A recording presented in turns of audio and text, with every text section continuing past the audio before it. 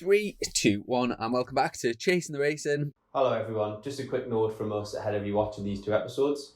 These two episodes that you're about to see were actually recorded at the first round of the British Superbike Championship at Alton Park, where unfortunately we had the tragic accident in the opening laps of the British Supersport race on Monday, which resulted in the passing of Owen and Shane Richardson. We didn't reference this at the time of recording these episodes, which is why we'd like to put this message out now. It's a huge loss to our sport. It's a huge loss to the BSB community. We just want to give a message from the entire CTR family that our thoughts and condolences are with the friends, family and team members of both Owen and Shane. BSB has a huge fan base and a huge following, and when we have tragedies like this, it can be felt far and wide in lots of different ways. We know how important mental health is, and we encourage everybody to reach out and talk to each other and get the support they need. We know that Chris Barnes, alongside the British Superbike organisers, did put on a facility, a space at Donington Park, and the use of a professional, so if anybody needed support or would like to talk to anybody, they can use that space. Furthermore, we do some work with a charity called Motorbike, Mental Health Motorbike, a fantastic organisation run by bikers who are there to support you. We're going to put the links to all of those in the description, and we encourage anybody who feels like they need some support to reach out to those guys. For now, please enjoy the episodes that you're about to see, and please keep Owen and Shane in your thoughts throughout. And welcome back to the podcast from a very, very sunny Alton Park. How we're doing, Josh Corner in the hot seat. Yeah, very good, yeah. Lovely to be racing again. And you're practically falling off the seat here, mate. You had a rough day or something? No, I'm just tired. Wait, you're not going to be tired for long, so obviously let's talk about the sponsors. The show is brought to you by OMG Racing, JCT, Truck and Trailer Hire, Lucky Day Competitions, and the episode sponsor. Josh, because you've already been to the TT, I think you could even buy this book. So what we've got over my shoulder for, obviously, our audio listeners, we have the Isle of Man TT Spectator's Guide. Now, he's obviously given us a list to read through, and I actually think this is a brilliant book. I haven't read it myself yet, but it's just a quick shout out for a cracking new book that any TT fan needs in their kit bag. The Isle of Man TT Spectator's Guide by Alex Chapman. Whether it's your first trip or your 15th, this guide's packed with top tips including how to book your ferries, your flights and your accommodation.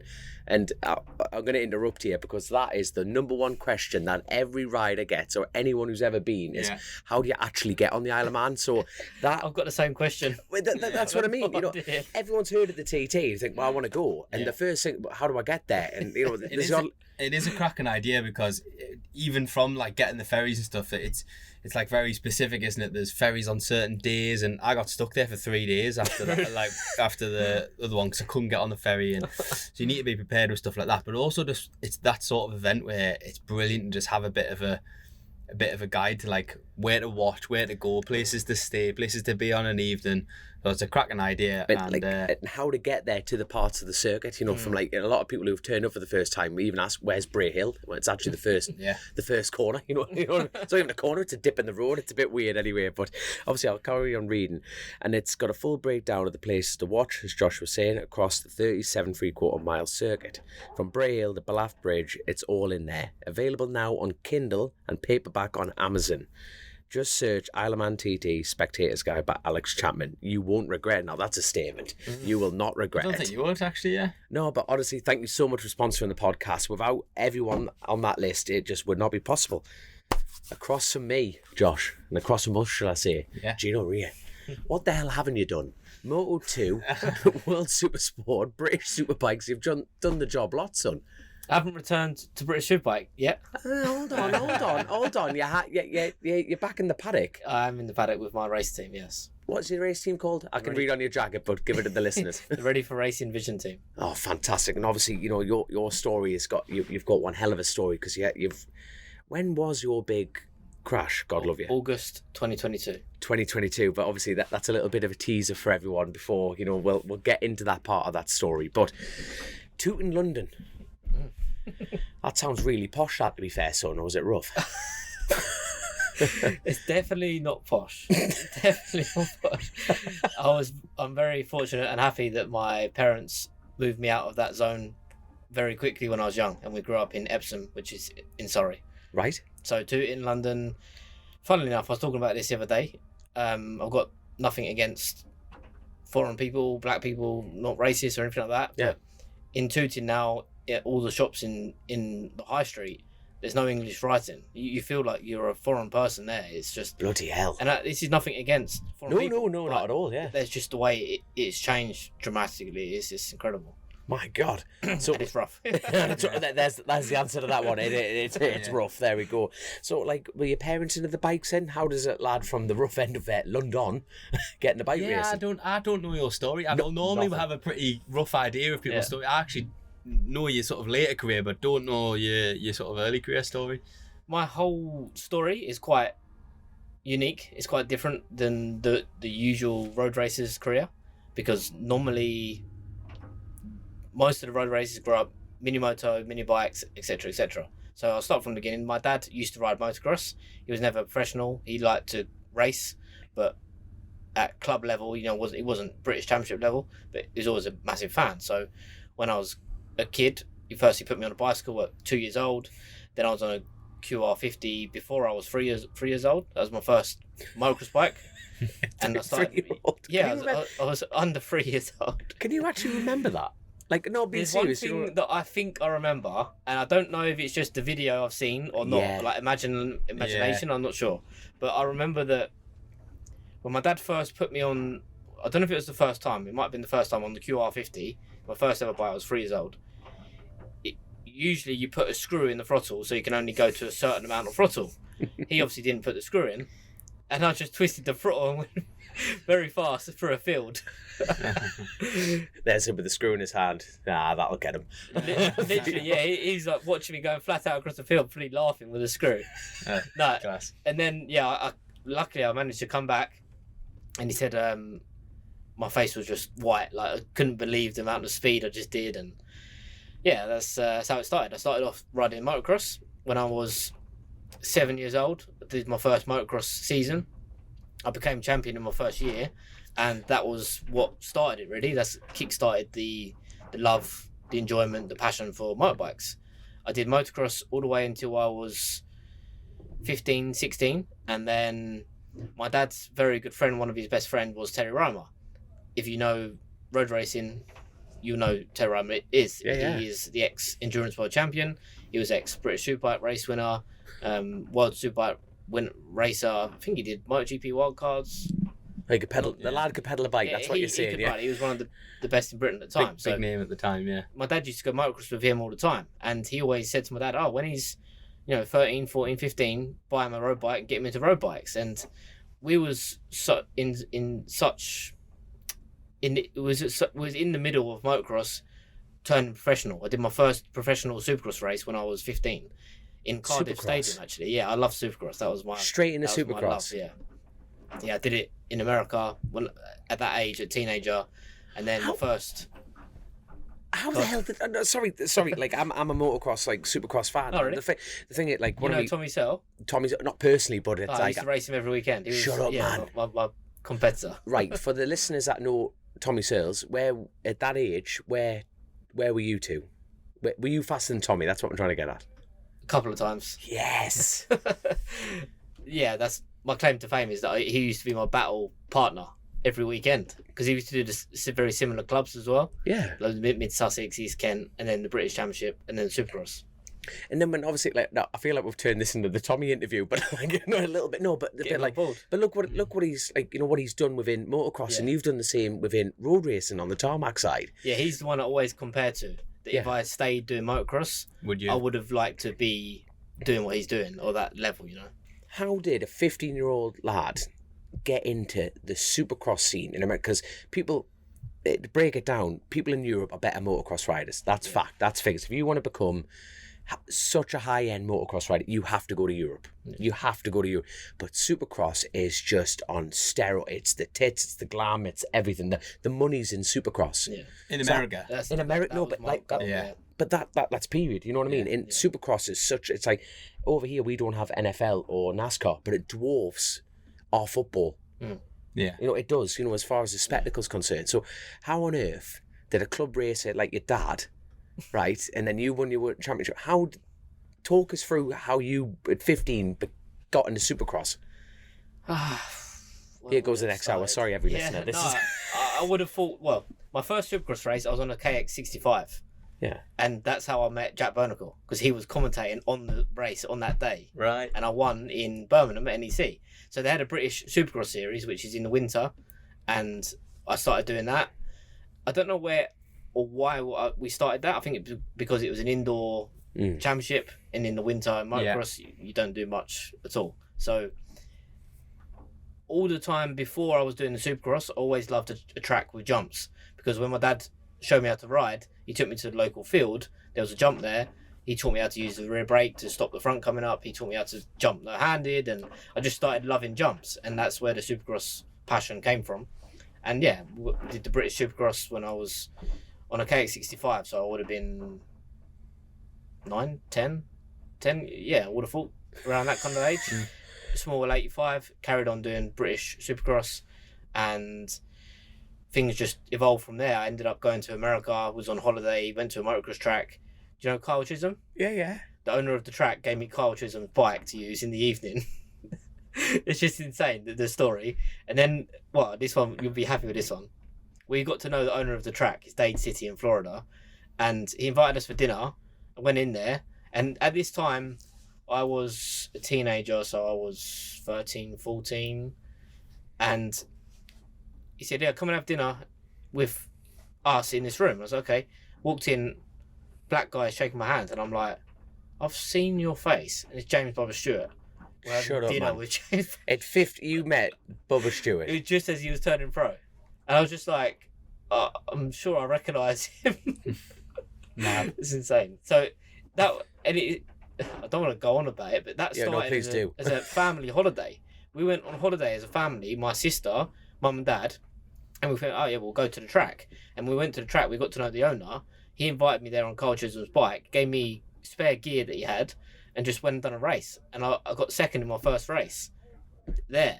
It was only a club race, but it started off well. And then, yeah, that was kind of the motocross journey. I don't know where to go from there. But the thing about Supercross and motocross is always an evolving track. It's soft. Yeah. You can carve your own line. Yeah. Like Supercross is like, yeah, it doesn't adapt. The track doesn't adapt. It's rigid. It's horrible. There is essentially one line. You can take it in several. And with the jumps, the timing is crucial, and that's what I loved. I loved being able to time a jump well, and then I was always, not every time, but I was always the first one to hit the jump, the big double or the big triple or whatever. At 50, leading up to that, did you have any?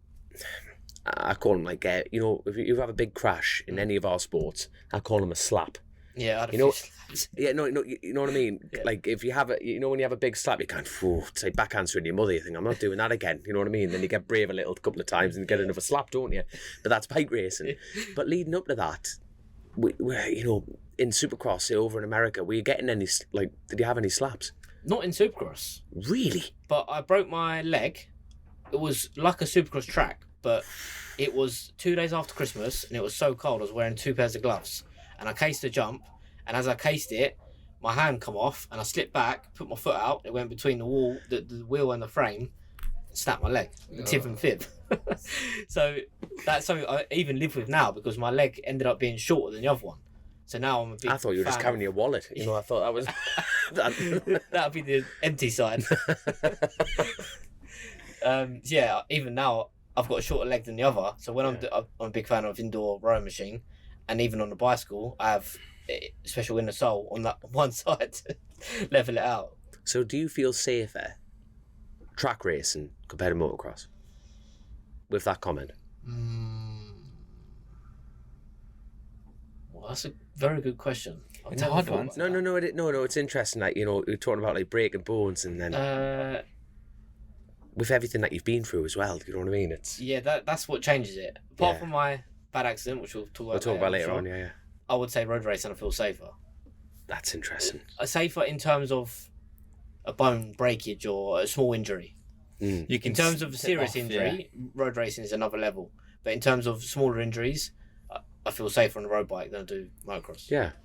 My God. And even though I had injuries in motocross too, obviously I did, but I don't know, just with motocross, another little story to you.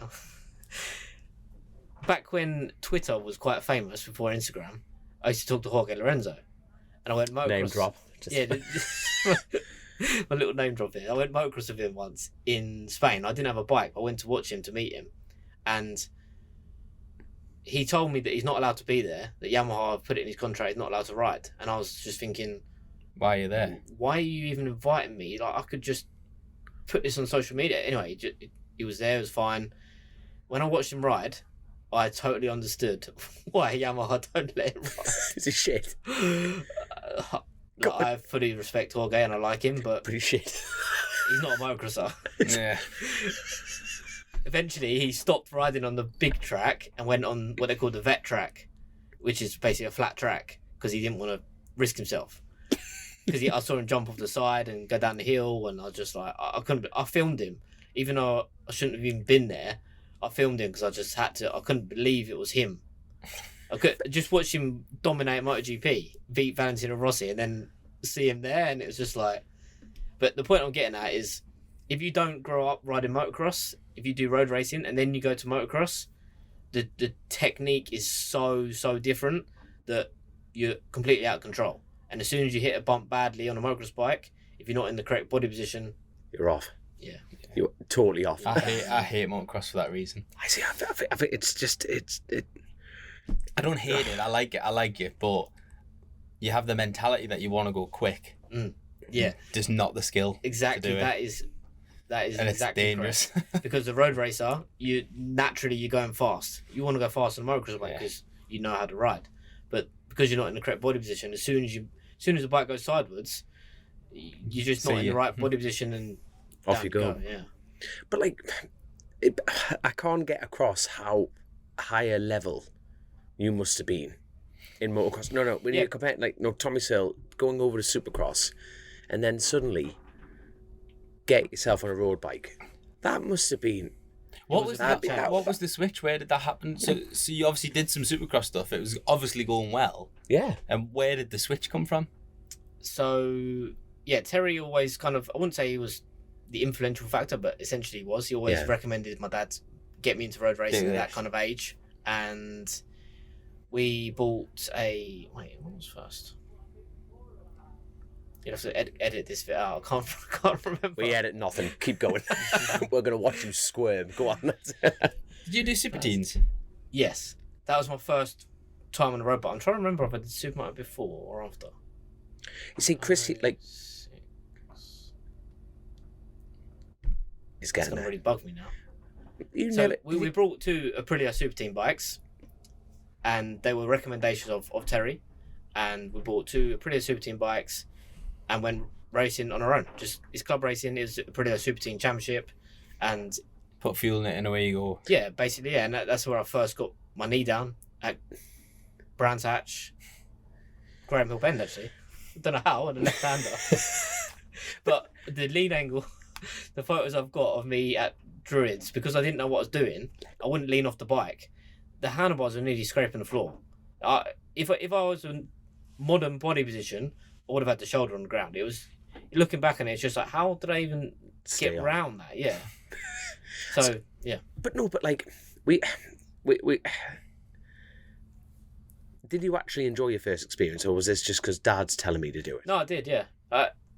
We went through a stage, and this is what I'm trying to define when it was, because we went through a stage of doing Super Motard, and I was in the Red Bull Rookies Cup, Red Bull Rookies Championship, which that started as a Super Moto Championship before it was a road racing championship. You know the Red Bull Rookies? Yeah, right. It's still going now. I think I heard that, actually. That used to be a European Super Moto Championship. Right. And I went to Germany for a qualification event, people from all around the world, and I got in as a British rider. There was 3 or 4 of us.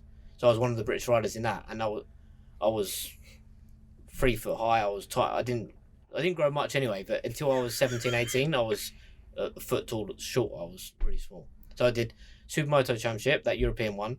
I did the Bracken KTM 660 Championship in England, which was unique. It was a 660 KTM supermoto bike on road race tracks. We wouldn't even use the dirt. So it's basically a supermoto bike on a road race track. And yeah, that was the year after Super Team. So yeah, that's right. I did Super Team year first. Yeah. And I did 2 GP125 races. Shout out to Mark King for KRP. I did them with him in Spain, actually.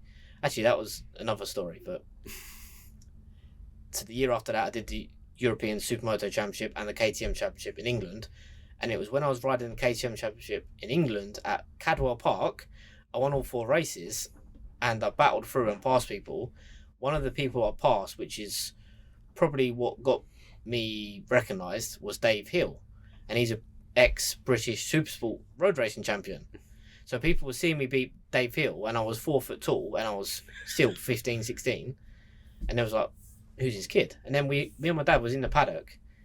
And the bike I was on wasn't even mine. So another shout out to Lloyd Peacock, who gave me the bike to use to race. So we was in the paddock and we heard on the tannoy, yeah, Gino Rea is going to be the next world champion. And me and my dad looked at each other like, what? And they said, yeah, I'm going to train him up. I'm going to make him the next world champion, like James Toseland. And we're just like, is this man on drugs? Or what is going on? What? We're just at a club race on a 660 KTM Cup. So later, before we went, we got introduced to this guy, and there's a guy called Mick Corrigan. Shout out to Mick. Thank you for making my career, basically. So it turns out he was the one that found James Toseland. He found James Toseland on a quarry or a sand mine doing motocross. He got him into road racing and basically made him world James champion Toseland. he is. Yeah. So we met him and he was like, yeah, you know James Toseland? And I was like, yeah, I knew of him. I wasn't a massive road racing fan at the time because I'd come from motocross. And he said, yeah, I'll make you the next world champion like him. And I was just thinking, is this guy crazy?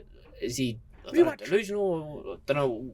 What is this? Like, he's like, yeah, come with me next Wednesday to Manor Park and I'll get you on a road bike.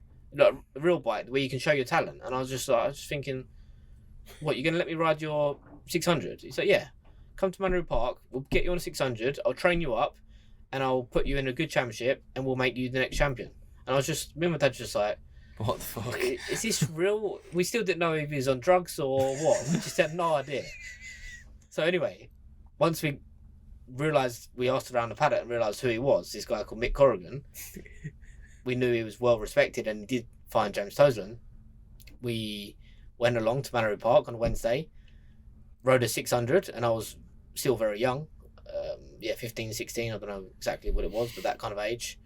Did okay. I don't know what lap time I did, but then he was like, right, we're going to go every Wednesday to Manor Park. I don't know if they still do the Wednesdays at Manor Park. Probably not anymore. No. Probably noise, isn't it? Yeah, it used to be at Manor Park every Wednesday until late, really, until dark. Yeah. So he's like, yeah, you're going to come every Wednesday. We'll train you up and get you into a road race in the scene. And I was like, okay. I was just thinking, yeah, but like, where's this going? Like, Were you having to self-fund this at all? Not this part, no. Really? Because yes, to a point, yeah. We funded most of it. We bought an R6 in the end, so we could go there training, and he was on his bike training me. Got you. And he's like, but the reason we did it, because bear in mind, we still didn't really know much about him. He's like, right, we're going to train you up, and at the end of the year, because it's still winter, well, it's going into winter, there was a big race, the New Era Race of the Year, or... Yeah. Mallory Race of the Year, yeah. Yeah, it's not it's one of them. I don't think they do it anymore. It's not the Mallory Race of the Year. Was it Nesbitt that kept winning that? Yes, but you're right, it's a different thing. So New Era. Yeah, they did used to do like a Race of the Year. Well, at least you know it. Yeah. Because I was telling someone the other day and I had no idea, but it was a really big race. It was the end of the year race. I don't even know if New Era is a club anymore. I don't know. It's bad, that, isn't it? It is I sad, hope so. that, yeah. That was really nice. I'm going to get fucking hate for that, aren't I? For not knowing. Don't worry about that. Someone will correct us on social. Don't you worry about that. Definitely. So anyway, basically before this training started every Wednesday, he said, right, we're going to train you up. You're going to go to that race. If you win the race, I've got a sponsor that will put you in British Supersport for the whole year. They'll pay for everything. The bike, the racing, I don't know about salary? Probably not, but they'll pay for everything, the whole thing. And I was just like, right, okay, like 100%, let's do it. He's like, yeah, just go and win the race. I was like, well, I'll try. So he took me there Wednesday. 15-year-old, were you? I was 15, 16. This was just at about the time when your testicles are growing. As well. Yeah, That's like literally. Probably hadn't. Yeah. I think I was 16 because it would have been. Must have been 16, maybe going on 17, that kind of age. Yes, aye. So anyway, he said, yeah, come along every Wednesday, and I got to a good lap time on a Wednesday, to the point where he couldn't stay with me, and he's ex-racer, like he was a top-level racer, and I was like, okay, it's going well, go do the race. Went to the race, best lap in practice, the lap record in qualifying, won both races. I beat their the guy that was champion, yeah. And there was some story actually. My dad said it the other day. When I was on the grid, someone asked me to let someone win because he would have won the championship if he beat me or something like that. And I was just like, not a chance. Yeah, mate. Yeah, just win the race. I won't go racing. If I lose that race, I'm not going to get my ride. Anyways, I won the race, won both races, and then I was like, oh sweet, like got right. I've got a job for next year. Like I'm still young. You know, won't have to pay. Don't need to find sponsors, etc., etc. And then the week later, the sponsor phoned Mick, and Mick phoned me and said, look, really sorry, but the sponsor wants to do a year of club racing first. He said, you know, you're not paying, but you're going to lose a year of your young life to go club racing. And he said, there's no point, you're going to waste your time. And at the time, I didn't know what to think. I didn't even know what British Championship was. Honestly, I didn't even know what it was. Yeah. So I was like, I don't really know. Like, he's like, no, I'm going to put you onto another team in different championship because you can't waste your time. You're too talented to go club racing. He said, if you won your first race, you might win your second race. You might win all year, but you could be doing much more productive things in the British Championship and learning how to race properly with better people. That, you know, in at the deep end, you learn. You know. So I was like, okay. So he put me onto a team in the European Superstock 600 Championship, and the name was Beowulf Racing. I don't know if you would have heard of it. Yeah. Beowulf Racing. I remember you riding them bikes. Yeah. Yeah, there you go. So me and my dad immediately went and met him. And bear in mind, this is Mick handing me over to them to go, because to be fair to Mick, he wanted the best for my career. It was nothing. Initially, he was going to be involved in running the team in Britain, but handing me onto a European Superstock team, it puts him out the window. Yeah. He then had nothing to do with me after. So fair play to Mick for that, for a start. So he puts me onto this team. Andrew Stone, who again I owe a big credit and thank you for, because he took me on board in that team. We went and did a test in Cartagena, and I did like the lap record on his bike, and then I signed for him in European Superstock. So I went from Supermoto to one club race, New Era, to Manor Park, straight into European Superstock. And the European Superstock was on the same days as World Superbike. It was like, for example, the Stock 1000 Championship in VSB, it was like that to World Superbike. And it was the up and coming class for the young kids. Yeah. And I don't want to go into too much detail, but I'll give you a quick story again. Claim to fame. So bear in mind, all of this had happened because of James Toseland. It was Mick that, well, obviously it was Mick that found James, and I knew who he was. He was an up and coming British rider, etc., etc. He won the championship actually the year later, and I was at the first round. Yeah, I was at the first round, and my crew chief Andrew Stone, he, again, credit to him because he was the team owner. He prepared the bike. He was my crew chief. He set the bike up for me, and he set the suspension up for me. He done the whole thing, like 10 different jobs. And then my dad was working on the bike with another mechanic. So anyway, he's like, go and knock on that motorhome's door. He's the other English rider. If you want help, he'll help you. And I was just like, right, okay. So I've knocked on the door. No, sorry. The first round was actually at Donington Park, and I got 10th. And I was so disappointed. I just finished 10th in the European Championship race. I was the top Brit. Yeah, I was the top Brit. And then I was just like so disappointed. I was just like, that's rubbish. Yeah. I'm 10th. Like, I didn't know how deep the competition was. Yes, and I'll tell you who was in it in a minute. I'll tell you now.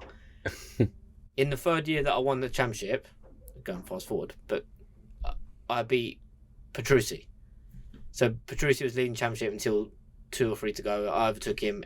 I beat him. That was the level of the riders. And anyway, going back to the first year I was in it, this was 2007. I got third in Donington. Went to Valencia. Was the second round, and I was struggling a bit. And for me, you know, I wanted to be higher than 10th, obviously, and I was 15th to 20th. So I went to this motorhome that Andy recommended I knock on. So I knocked on the door, and the guys opened it, and if I'm not correct, he was in his boxers or shorts or something, I don't know. He's on the phone, and it was James Toseland. And I'm just like, I just knocked on James Toseland's door to his private motorhome in the evening. I'm just thinking, what am I doing? And then I'm just like, hi James, I'm new to the championship. Do you think I could ask you for some advice and help? And he's on the phone to, I assume, a girl. And he's gone, look, Gino Rea, that's a bloody name, not like James Toseland. Honestly, I just cracked up laughing. I'm a young 16, 17-year-old kid, and I just cracked up laughing. And I was just like, what even is it? I can't even believe I'm here talking to you in your motorhome. And then he invites me into the motorhome. Basically, he sits me down, says, I've got to go because someone to help. So said goodbye, and then starts talking to me, helping me out, does a little track map. And yeah, so firstly, thank you, James Toseland. Not only my idol, he was my idol after that as well, because he went on to be world champion with a Honda. Like, it was amazing. So yeah, that was when I got to know James, and that was my second round of the European Championship. I got on the podium that weekend. Was that just literally listening to that advice from 10th to podium? No, I would like to give James the credit for that, but it rained on the race day. Right. In the qualifying, I wasn't bad, but I don't think I was top 10. But it rained on race day. I qualified 5th, and then in one or two laps to go, I'm not sure how many, I passed Domenico Colucci, who was a factory Xerox Ducati rider. So they had a Xerox Ducati. Remember Xerox Ducati? Yeah, they were World Superbike. They had their own team in Superstock. That's how big the Superstock Championship was. Superstock 1000? No, 600. 600 this was, yeah. Holy hell. Yeah. Were you aware of this guy at this point? I know you're saying... I didn't have a clue he was. Was that actually probably a better time to ride because you were like, there's just someone in your way? 100%. And it just, to me, it was a bike with nice stickers on it. Xerox, that's cool. Yeah. But it's funny because around those years, I got to know Niccolo Canappa quite well because he won the stock 1000. I think the year after me, I won the 600. There was a similar time. And I thought it was him that I passed. And I only looked on the result sheets the other day that it was Colucci, not Canappa. Obviously, both Italian. But I don't know what happened to Colucci after. But Nicola Canappa. Yeah, you know Canappa, world champ, European. Yamaha test rider. Hold on, we've interviewed him. Yes, we did. Well, yeah, he's the one with the really hot missus. That's Which him. one? Which one? The X or the new one? Apparently, mate, we interviewed him. Who did we interview? It was with Joe. recent. It was with Joe. Anyway, click back on that one just for a laugh. I'm hearing the name going, oh god, that's terrible. That. There we go. Anyway, yeah, that boy punches well above his weight. Fair play. So anyway, sorry, I interrupted. Carry on. Go for it. We're thinking about his missus now. That's good crack. I need to try and concentrate now. So, yeah, sorry. I overtook the Xerox Ducati rider on the last lap, got on the podium, and then I was just like, obviously I was amazed. I was like, I can't believe I just got European Championship. And they called it European Championship, but again, this is politics. It was in the World Superbike Championship, every round of the world, apart from the flyaways. The same as the European Superstock 1000 category, was at every race the 1000 was that, and the 1000 was called the World Superstock 1000, and the 600 was called the European Superstock 600. Yeah. And no one knew why, and there was politics involved, who run the championship, FIM, blah, blah, blah. But it was a world championship for Superstock 600s. So essentially I was second in the World Superstock 600. So that was my, claim to fame. just got on the podium, and then things from there. It feels like I'm writing a book now. I'm telling my whole story. No, that's the point. Yeah, we want to hear. So the next race was Assen.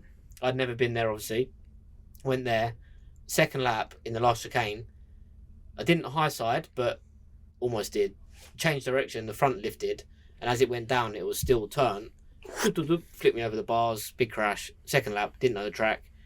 Obviously, back then we didn't get a lot of track time, so from then I was 30th position the next session, then I was 25th, 20th, and the whole year went from basically at Assen I was 22nd or something, 23rd in the race, and that was like a reality check. That was like, right, that's where you are, that's the level of the people you're against. You're against people from the world, but Europe mainly, they know the tracks. And then it was like 20th, 18th, 19th, 16th, 15th. In the end I finished 12th in the championship, so fair play. it was my first real It's road racing year. Yeah, I didn't realise that was your route. I know that you did a lot in Europe and World Supersport, etc. Yeah.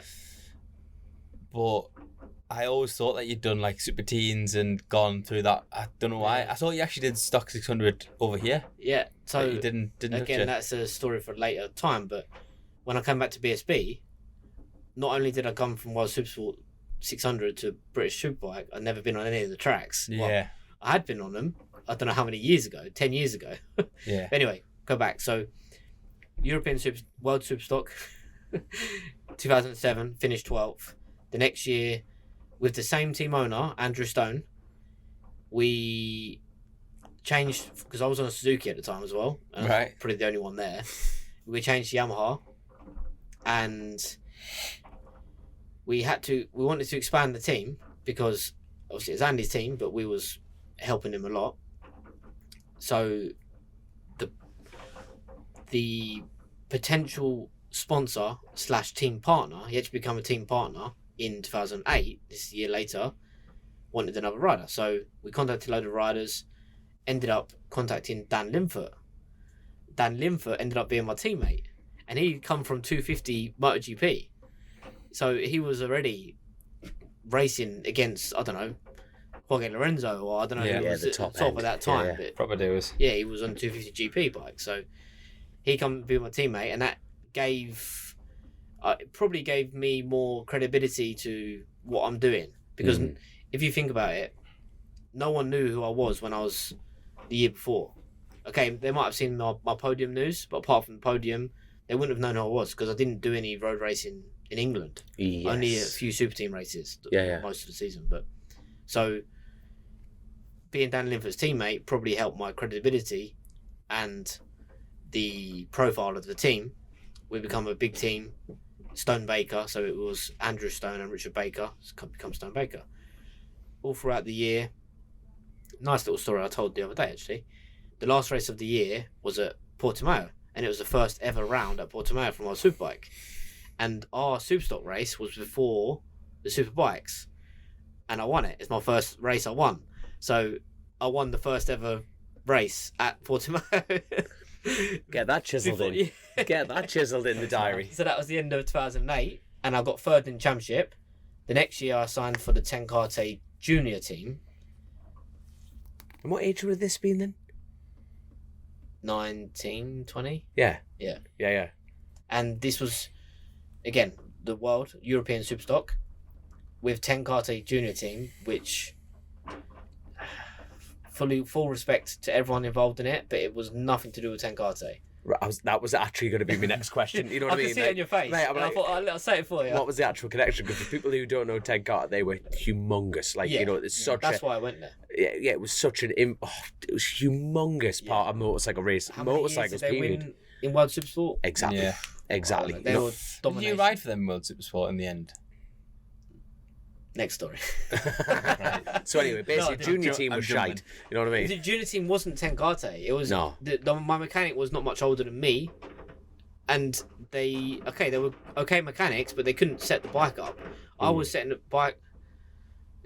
Probably shouldn't admit this, but I was on the phone to my ex-crew chief Andrew Stone, and he was helping me set the bike up over the phone, and I was going back to the mechanic saying, "Can we do this?" Really? And I was against Danilo Petrucci, and I beat him obviously because I won the championship that year, and I won the championship that year, and then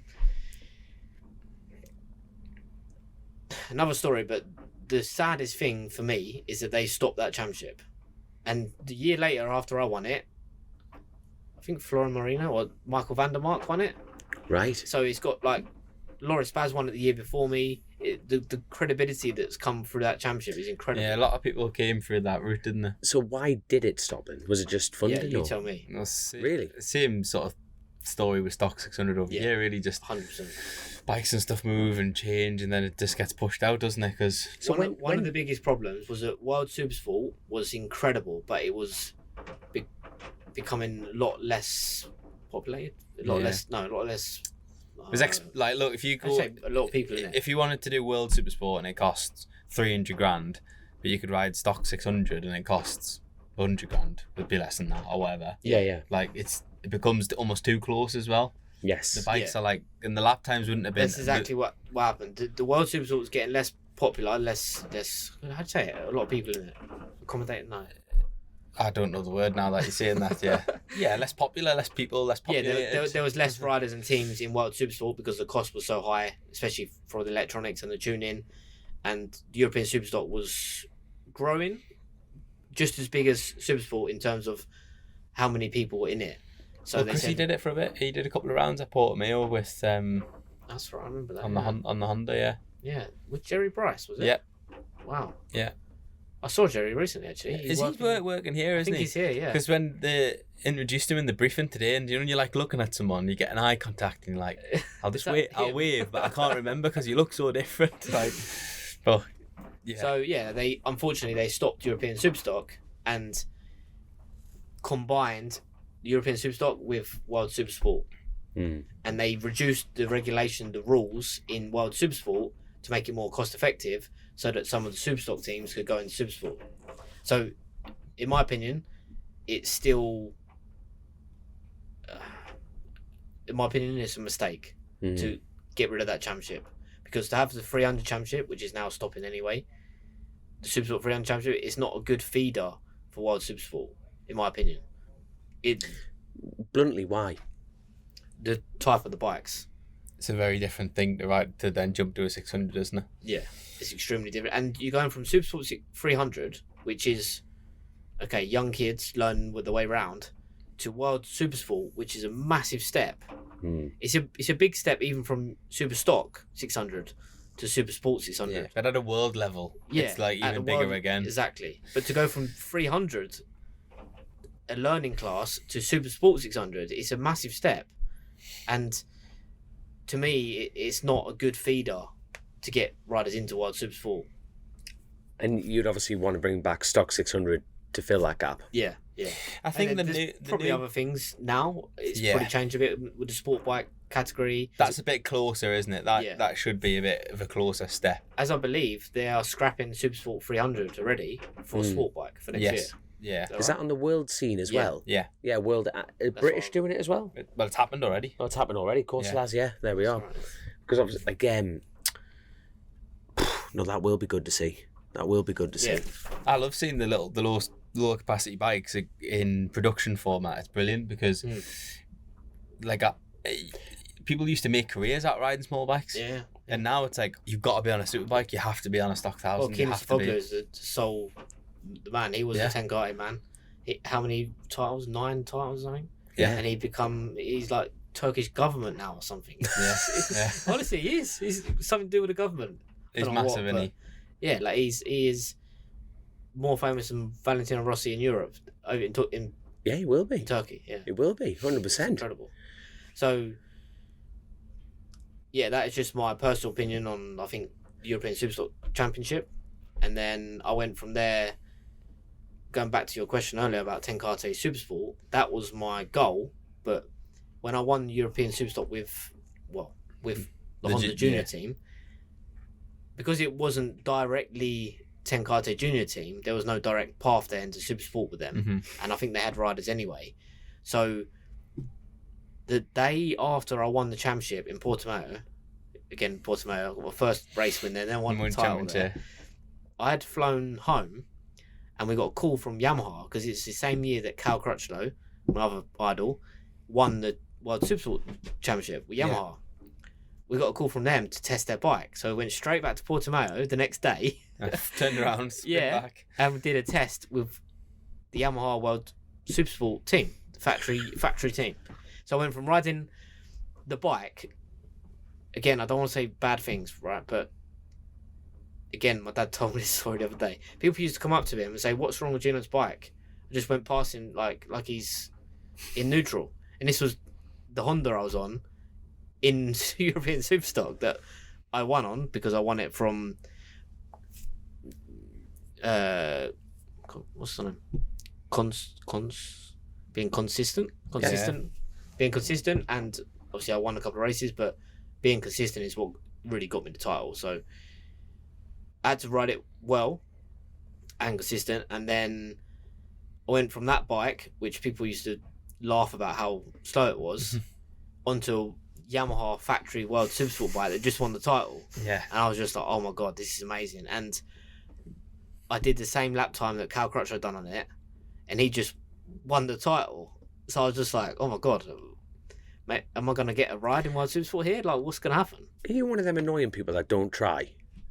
You know, through the story soon now. No, you know what I mean? It's like, oh, I just got out and did the lap time. Bike's amazing. You know what I mean? Probably a lot of trying. I can imagine. Yeah, I would like to claim that one, but I can't. So what happened after the? They pulled out. Oh. They that was their final time on track was when I tested with them, and I don't know if they pulled out before and just let me test it To see. It doesn't seem like, I don't know, I can't remember. I heard a rumour it's because you don't even try. You know what I mean? And you can still do the lap times. You just ruin the whole ethos of motorcycle racing. So then he's going too fast. He's not trying. Don't want him. Pull the plug. Get someone that tries. But the day I tested it, there was someone else famous. It might have been Chaz Davis or Lowe's. Did Chaz Davies Someone not else. ride for that team as well? He rode their bike, but not for the team. Well, Right. not their bike, but similar. It was tuned by similar people. Similar Right. person, yeah. The next year, I think. Next year or the year 2 years later. Because he won the World Supersport Yeah, the Championship. Yamaha, didn't he? yeah. I remember that. So Love that bike. Love to look at them. I just love them Supersport bikes. then Love them Yamaha, I've got a picture of me riding that with the white levers from the Honda Championship. Yeah. The next day in Portimao. It's amazing. Yeah, that was the best 600 I've ever ridden for sure. Yeah. Incredible, yeah. And now obviously I'd never ridden traction control as well. Yeah, So I would jumped it onto have this full bike, traction and stuff it's then? just like, Really? it's insane. Full traction on that? Yeah, on the Yamaha. Yeah, Was it open electronics then? Yeah. Yeah, like they can have magnetic relay. Magnetic relay. Yeah, it was incredible. Yeah, that bike was the first like real factory bike in the paddock, especially in Supersport. The Tenkate bike was Honda factory, but it was prepared by Tenkate because they're just excellent engineers. But the factory Yamaha one was Yamaha. I think it was Japanese people actually doing a lot of the prep. It was incredible. That's class. That was just one of the times when you realise the positives and negatives of racing. Mm-hmm. Because I tested it and I thought, hold on a minute, I could actually do well in Supersport. Imagine if I get this right. And then next day, we're not racing now. So did that sort of why? Did that stoke the fire for anybody else to? I can't remember who you first rode for in World Supersport. So after that, I signed for Intermoto Honda, and is that the black and white? Yeah, like that's black it. the year later. Yeah. Yeah. Right now, yeah. White and orange the first year, and again, my crew chief was Andrew Stone, who was the team owner of it when I was in Superstock. Went away from him for a year when I won the title, and then brought him back as a crew chief.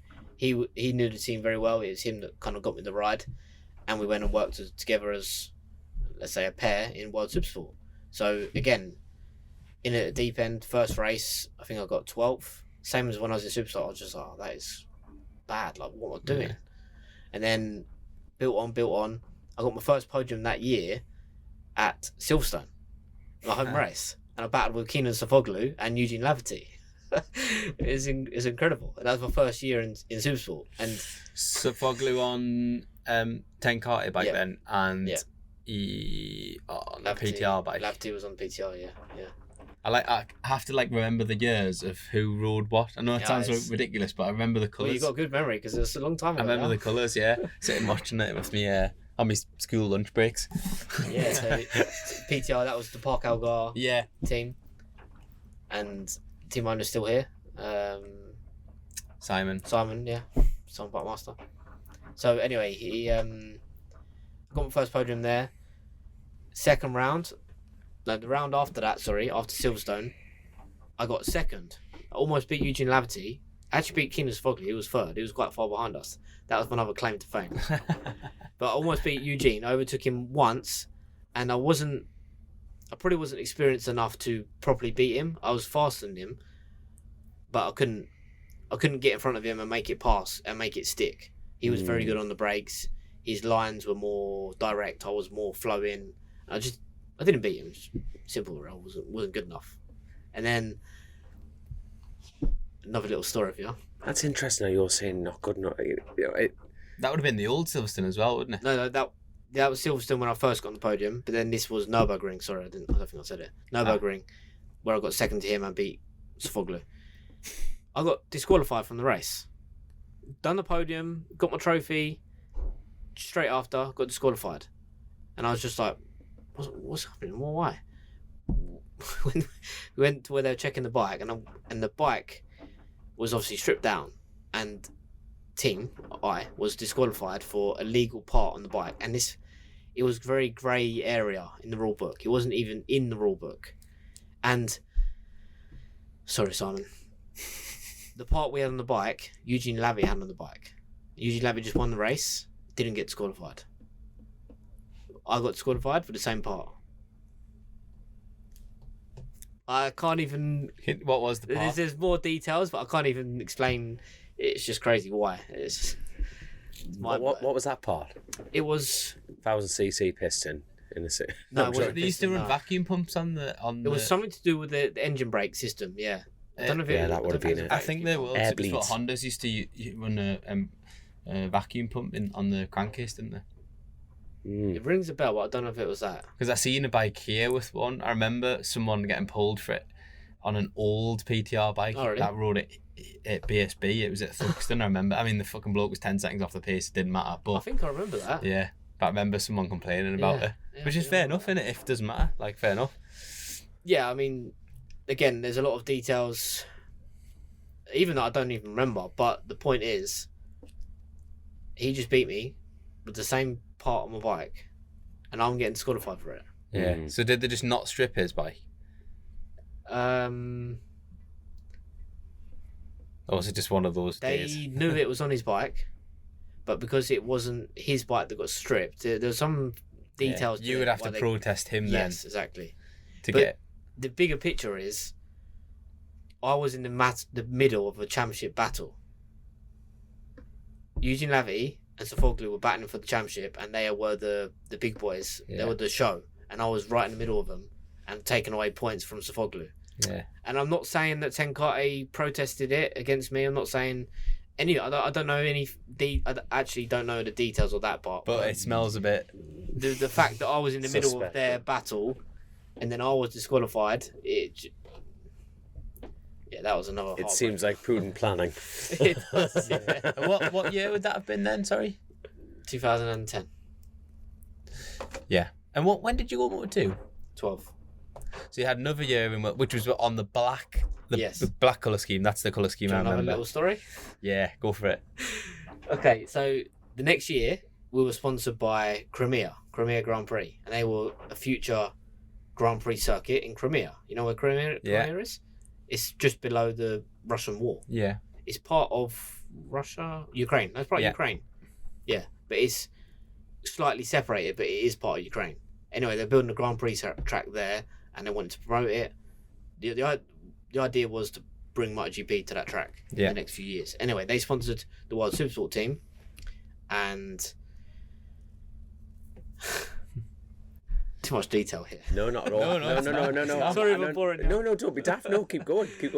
So, the end of 2010, when I got my first podium, and I got fifth or sixth, I can't remember, but we attracted Honda, and we got the factory Honda contract for 2011. So we was going to be a factory Honda team, and I don't know if PTR would have lost it or not. I'm not sure. Or whether they just extended it. I think they just supported another team, yeah. But there was confidentiality agreements that some of my crew chiefs and I don't know about myself, but definitely my crew chiefs and my mechanics would have had to sign. I don't know if I should say more or not. No, it's fine. It's an agreement. You haven't given anything away about what was in the agreement. So they were supposed to sign, because you're going to be factory supported, you have to sign these things to say. Yeah, it makes sense. But they wouldn't sign them, maybe. Yeah, but they wouldn't sign it. That's why we didn't get it. There we are then. Right. Yeah. But they wouldn't sign it because it's cheating.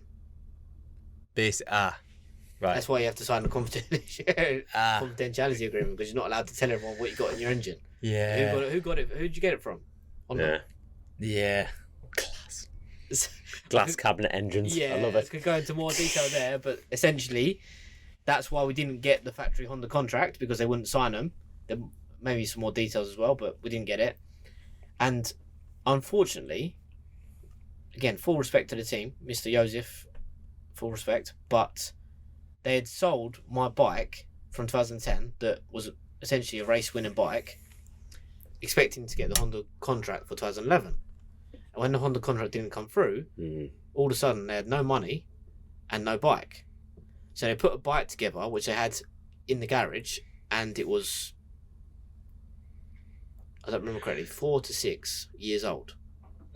It was between 4 and 6 years old. Even if it was 4 years old, it was 4 years old. And they put the bike together with old parts, and the mechanics did the best job they can, but everything was old and it was falling apart.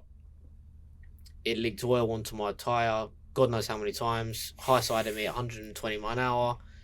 Again, you asked if I ever had a slap to the face. I had a few slaps that year. Yeah. And the annoying, it was like a double slap, because it wasn't even my fault. Yes. I'd be coming out of a corner and I just have an oil leak. Yeah.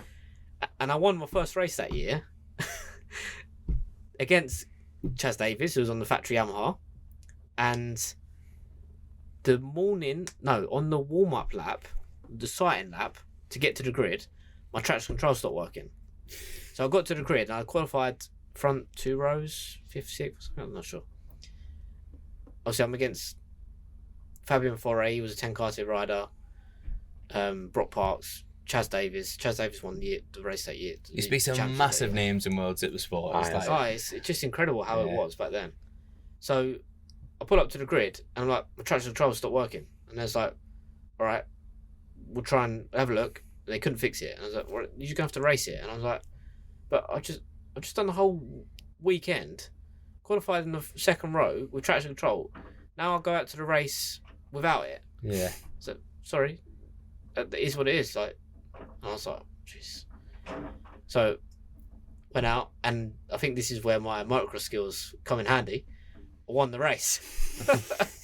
Full whiskey. Yeah, I won the race with no traction control. And it was like, back then with the electronics, you didn't even hear of not having traction control. Yes. It's not like it is now. So anyway, won the race, and it was the home race for the team. The team were from Czech Republic, and it was in Brno. Yeah. So Brno also became my favourite track. And yeah, I won the race, and then yeah, that was it really. I did a few podiums that year. It was a bit hit and miss, because one weekend I'll be at the front on the podium, next weekend I'll be in the gravel because the bike blew in, chucked me off, and I don't think I did too well in probably 5th or 6th in championship, I can't remember. But that sponsor, that Crimea GP, they had contacts in MotoGP and they wanted me to go to Moto2. So we spoke to a load of Moto2 teams, ended up we did a test actually in Valencia with a couple of teams, ended up going with Gresini. Gresini obviously took the sponsorship money, and yeah, we went to Gresini and it become Gresini Racing Moto2 rider. So obviously on a Suda. No. Yes and no. No and yes. So first it was Moriwaki. That was good. I nearly said Moriwaki when you were seeing Gresini, but because did Elias ride for them when he won the championship? Yeah. Yes. So Elias won the championship with them. And you went the following year. Yeah. You were early on in the Moto2 days, weren't you? Yeah, it was. It must have been the following year. Yeah. Must have been. Second year. Yeah. And that because the bikes were black, weren't they? With White. oh right, okay, I'm thinking Black something was else. the That was the year before. Yeah, got you. So went to Grazini, and I did the winter tests because at the end of the season, I don't know, October, November time, they have tests then, and then they have tests again, the pre-season test, which is in February before the first round. So I went to the test at the end of the year. This is the end of their race year. I just come from Supersport, jumped straight on a Moto2 bike. Didn't really know what to expect. I knew who Scott Redding was. I knew Scott. Didn't really know. Didn't know what to think. Yeah. Like, going into a MotoGP paddock. Different game. Did the test, and at the time, they were using. I think it was Olin's, but they didn't like the Olin's shock, so they had a Bitubo rear shock and Olin's fork. This is Grazini, and they took the stickers off it because they didn't want people to know it was a different brand. Yeah, mixing. So they're two different bikes with different suspension setups, the same chassis, the Motorbike chassis. So I tested it, and I was fastest on one of the days, and I think second or third on the other day. I was in front of Scott Redding, back then my old friend Claudio Corti, all the, I don't know, Espargaro, All of them. stars. Yeah, I was fastest in the test. I don't know if I ended up third or something overall, but one day I was fastest. So I was like, wow, I think we're going to have a good year next year. Let's give me a bit of confidence. I feel good. Went through the winter, did all my training, went back to the same track in February for the pre-season test. And they had got a new Motorbike chassis, but it was very similar to the old one. I think they had the old one there as well, I can't remember, but the new Motorbike chassis and a couple of other changes on the bike. And all of a sudden, I was 2 seconds off the pace of what I did last year. And I was just like... What have you done to my bike? Yeah, I was just like, hold on, 2 seconds in Moto2, I wouldn't even be last, I'd be in Moto3.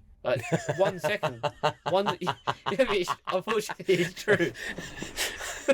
I probably wouldn't even be at the top of Moto3. No, but honestly, 1 second in Moto2, there's 20 riders. Yeah. Oh, class. But I was 2 seconds off, and I was just like, either I've forgot how to ride over the winter, Or something's different. or this new chassis is so much worse that I can't work it out. In the end of the 2 days, I think I was between 1.4 and 1.7, rings a bell, slower than what I did the previous winter. And I was below 20th, 25th, whatever. I was just like, How? I was fastest. Even if I was third or fifth, I was top 5. Now, 2 months later, I'm 25th. I was trying to make them believe it wasn't me. Something was different. And went into the first round, same thing. I don't even know where I finished, 20th, 25th or something, first Moto2 round. It was in Qatar and done nights. It was a nice experience, but again, everyone always says, oh, you must have loved Moto2. And it's like... No. Being honest, did you enjoy it? When it was like that, no. When I did well, yes. And it's the same as BSB, Endurance World Championship. When you're doing well, you enjoy it. And when you don't, it's just like... Why am I doing this? What is that about? Yeah. So, in the first few races, I was that kind of position, and I was just like... Not only am I going to lose trust in myself, probably, everyone else is going to think, well, this World Supersport rider is a 20th position rider. No one's going to want me later, you know? So we complained about it, and they said, okay, we're going to change the chassis. And I was like, okay, fair play. It's going to cost them a lot of money. They get out their Motorbike contract. They got rid of Motorbike, took in Suzuka. And I was like, oh, fair play. That put more pressure on you as a person. Oh, 100%. Like you're thinking if they're willing to sack off contracts, go It's right Grazini big as balls, well. let's Yeah. exactly. Yeah. I didn't realise they swapped halfway through the year. Yeah, no, after a few races, 2 or 3... I'm not sure how many, but 2 or 3 rounds, they swapped. Oh, wow. Got on a Suzuka, nearly the same problem. Oh, And I was just like, right, they're 100% going to blame me. But the only good thing was my teammate, Ratpat Widerot, he'd been on the podium years before. Yeah. He was also in the same position, but same Struggle City. speed, same issues, and I was just like, that was the only thing that made me actually give confidence to myself. It's like, hold on, he's got the same problem. Like, something's up. Again, I don't like to speak bad about anything, about anyone, any company, but the only thing that was the same was the shower suspension. That went straight out of the Moriwaki, straight into the Suzuka, and we had the same issues. And again, is when you're a World Supersport rider that wasn't even World Supersport champion, and then you go to Moto2 with Grazzini, who I'll give you more details on the team later, but they're a top, well-respected team. If you go in there and start saying, no, your chassis is wrong, no, your suspension's wrong, they're not going to like it, and they're not going to listen to you. I'm not saying I was hated for it or anything, but there's nothing left to blame. Unless you start blaming yourself, and the other rider as well, what can you blame? So immediately it's like, right, well, you've changed the chassis, the only thing left that's the same is the suspension. And then it went on for a long time, basically nearly all the season. I'm going to speak from the public's perspective here. Obviously, there's contracts and certain things you can't do, but what stops a team of that size going, right, trucking in the van, we're going to Teesside Autodrome. Yeah. No, you know what I mean, though? Let's go find a track. Yeah. Let's see how much full of shit you are, the pair of you. You know. Yeah, no, you're 100% right, and I'm glad you asked that, because it was the contract why they didn't change, why they wouldn't change. Because they've already got the balls to... paid by, I believe, Shower to use Shower. Yeah. Obviously a lot of politics, but in the same breath, if they've been willing, Grassini at this point, to actually go, right, let's get rid of... It's chassis manufacturer. That's huge. That is huge. And then not to actually go, right, let's just shove some different forks in and go testing. Because that's the advantage of dad and lad racing. If you've got the money, you can pick what you want, you can put whatever you want, how you want it. But it was literally the money, the contract that stopped this. Yeah, again, I'm not too sure on the financial details of it. Still. As far as I remember, they were paid to run Shower. But the problem was, they had Shower on MotoGP bike with Bautista. So he was essentially my teammate, and he was doing pretty well. Not every weekend, but it was fast. But the fork they gave us was basically the fork that Bautista was using, and was on a 600, 120 horsepower bike that weighs nothing. It was never going to work, and they was not developing our fork for the Moto2. So essentially, we had a fork that was so stiff. It was made for a MotoGP bike on a 600cc bike that that makes sense. It's got no power and it's light. There's no way it's going to handle. And obviously my dad was very supportive. He would do videos from watching on the side of the track, and you could see on his phone video the chatter I had going through the whole corner. You could see it on the video. Pixelated chatter on a Nokia. Honestly, that's what it's like. The old Nokia 3210. Luckily, they had smartphones then as well. But no, honestly, we could see it on the video, the chatter, and it would help me, because when I complained about it, they said, "Oh, it's Moto2 bike, you all chatter," and I said, "There is no way the other bikes are chattering like that. You just can't go around the corner." No. Yeah. And you could see it on the data, but they couldn't fix it. And again, the inside information on what the fork, how it was built, I don't know. It's nothing bad against Shah, because essentially I won the Endurance World Championship with them. They were incredible. But it just didn't work on that model. It didn't work on that bike, and they were probably not paid to develop the bike, their stuff for Moto2. Yeah. Moto3. Fair enough, yeah. MotoGP, 100%, it was doing well. It was a good product, but Moto2 and Moto3 didn't work.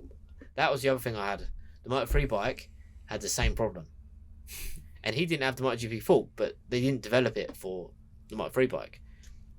Eventually, the Moto3 rider got the shower pushed out and put Olin's in it with no stickers. Right. And there is some more details about that. I think that the rider, or the riders, I don't know, sponsors, team, dad, Yeah, whatever, funded brought it. the equipment in. But the main question is, did he go faster? Yeah. 2 seconds quicker? Not 2, but yeah, he was quicker. Yeah. And then we did the same. We eventually said, again, I don't know the details. My dad will know more, but we need to change too. We need to try a different fork. So we did the same thing. But I think we got the forks ourselves. We went through Olin's, I believe, UK. We got the forks and the shock, I believe. Took it to the race. Said, right, let's try it, put it on. And bear in mind now, this is 2nd or 3rd race from the end of the year. It got to that point where, you know, it was taking that long to do. And then I went to Malaysia with the Olin's, qualified not the best. Then it rained, and I won the race. Technically I won the race, but with the, again, a bit of inside information. With the old rules, when it was red flagged, if the person at the back of the race hadn't finished the finish line by a certain time, they don't go back to that lap. They go back 2 laps before. So Right. 2 laps before, I was in 2nd. But when they red flagged it, I crossed the finish line. I got halfway around the lap. Then they red flagged it. So technically, I won the race. So I'll take that. how does that work out? It doesn't matter, you won the race. That's their opinion. Doesn't matter. Damn right. What if you imagine you're doing a race, right? You'd understand it just fine. Go across the finish line, get near to the end of the lap, and then the red flag comes out. You're like, oh, Done. when I last crossed the line, I was leading. Yeah. But because then by the time the red flag come out, we were so far in front of the slower people, they hadn't finished that lap. So they went back another lap, and the other lap before, I was in 2nd. So I didn't even know this. I saw the red flag, and I was just like, Celebrating. I can't believe I'm on the podium, but I've won a race. So what the hell? I pull up in the Parc Ferme in number 1. And they're like, no, you got 2nd. I was like, no, I didn't. I was like, what are you talking? Uno number 1 over here. I watch it. You can still watch it on the MotoGP website if you got the membership. Oh my And God. Sometimes I watch it when I'm rowing, and you see the commentators. To make you roll faster. Yeah, Is that just literally it does. anger? Yeah. Gets your heart rate up. That's for sure. No, the commentators are, Gino still thinks he's won. He just pulled up in number 1. That's class. Well, I did. Like, it's natural. But again, crazy. They've now changed that rule. So now I would have won it. Get on the phone. Drop me an email. So Give my bloody trophy. I want me win back. Damn right. So once you'd gone through those sort of difficult times with Moto2, did you? I can't. Should've give up, I'm yeah. trying to think. I'm trying to think. Did you stay in Moto2 for another year? Because you sort of went and came back, didn't you? With your own team, if I remember. This is where it gets a bit more complicated.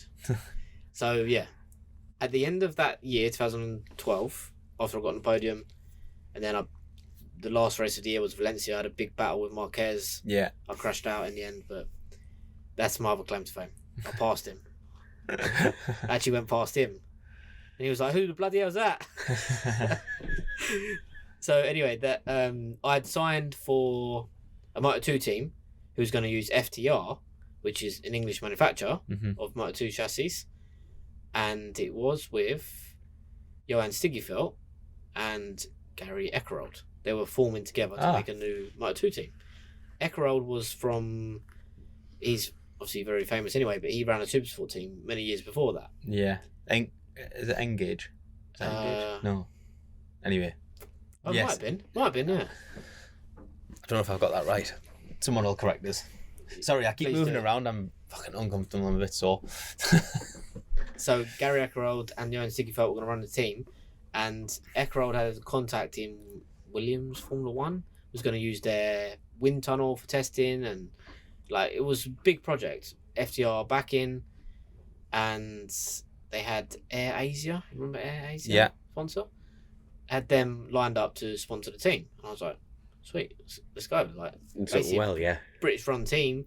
I went to Williams Formula 1 to have a look, did the test with them at the end of the year, and then a week or 2 weeks before the season started, before that February test, all cancelled. I was just like, well, what do you mean? Yeah, it's off. Like, we're stopping the team. It's just like, what? Sponsor pulls out last minute because I had them lined up, but last minute pulled out and left me without a ride. It's just like, the blow was just incredible. It's like that timing of it as well. I was nearly ready to go out for the first test. It's like, Christ, no time to prepare for the next step or nothing. You were just totally high and dry at this point. Yeah. So,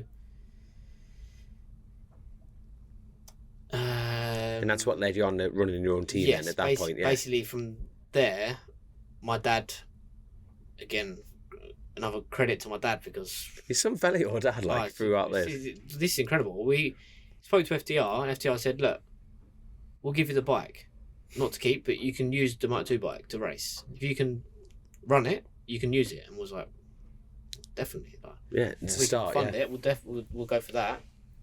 So then I started up now it's like a GoFundMe, but it was before GoFundMe was created. I created my own one because I used to make my own websites and all that stuff. So I made my own funding page to raise funds, got sponsors.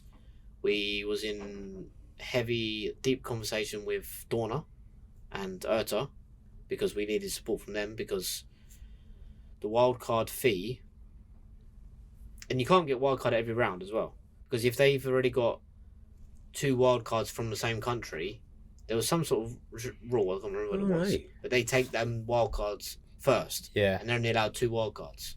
Makes sense. So I couldn't get wildcards every round, but we couldn't fund it anyway because we got a special deal from Erta. Again, I can't say. But you know when you got to the point, there's a bike, there's everything. What was your budget, you and your dad, at that point? That was the main problem. Yeah. But what you must say, what was the number? Well, the entry fee for Moto2 at the time, it was 12. It was 12.5 or 15,000 for one round. 15 grand for one wild card. I think it was 12. Does that include your tyres and stuff? Though? Yeah. Right, that includes tyres and like logistics, right? So when you buy, like, not logistics. You got to get that yourself. You got to do all that, yeah. I'll tell you the next cool story. 15 grand. You don't even get to keep the tyres though. You got to give them back. Yeah, you give them back. Yeah. Give them back. It's 10 or 12. Even if it's 10, it's one round. It's insane. I raised a lot of money. That's 2 weeks of the TT. That's what I'm like 14.5 grand for tyres and fuel for the TT. And like you could potentially sell those scrubs or whatever, but like everything... not when I'm done with them. we did a wild. I'll take them. I use it down to the canvas. We did a wild card in Silverstone European Superstock, and it was like whatever €4,000 or something. And they wouldn't let you in the circuit. They were like, you need to get out of your truck, like on the outside of Silverstone, walk into the office, sign the paperwork, and pay the money. Then we'll let you in. Then they let us in, parked us up, went to Pirelli to get the tyres, and they were like, oh no, we don't take tyres off here. Just, you got to bring empty rims. Yeah. And we're like, how the fuck do you move the bike about? They're like, oh, you have like transport wheels? Like, no. Yeah, then they take the tyres back off you. Bring them back after the race. We'll put your transport tyres back on. Yeah. Mad. Yeah, so we raised enough money to, because you obviously didn't have to do the whole season. We raised enough money to do a few wild cards, and the one I'd like to, should probably look back on the time in like the sheets, because at Assen, we drove there in my dad's van, Sprinter van, but he converted it to a camper for this, converted it himself, the old handyman. Yeah. And in the back, it's got fold down bunk beds. There's got 2 bunk. They fold down to a double bed, and up on the bottom there's a single. So this is why I've become a race team owner and a coach, because I had a crew chief for myself. So I had to learn how to analyze data. I download the data from the bike on my laptop. Get all the software, analyze what the suspension's doing, basically set the bike up myself. That was a learning process throughout the year, but it started at Assen, and I went quicker on the FTR bike running it myself with my dad and one mechanic than I did on the Cresini bike. That's insane. Was it because it was less pressure or more pressure, at that time? I know you're saying I know you're saying you had a lot of. Yeah. But there we are. There's the bottom side of it. But was it more liberating, more stress? What you were doing? Yeah. Once I realised that I could actually ride again. Yeah. Well, I realised I didn't forget how to ride. Then I was just like, everyone could also see. I was like, they're like, bloody hell, you're going well on the FTR. Who have you got working in there? So me.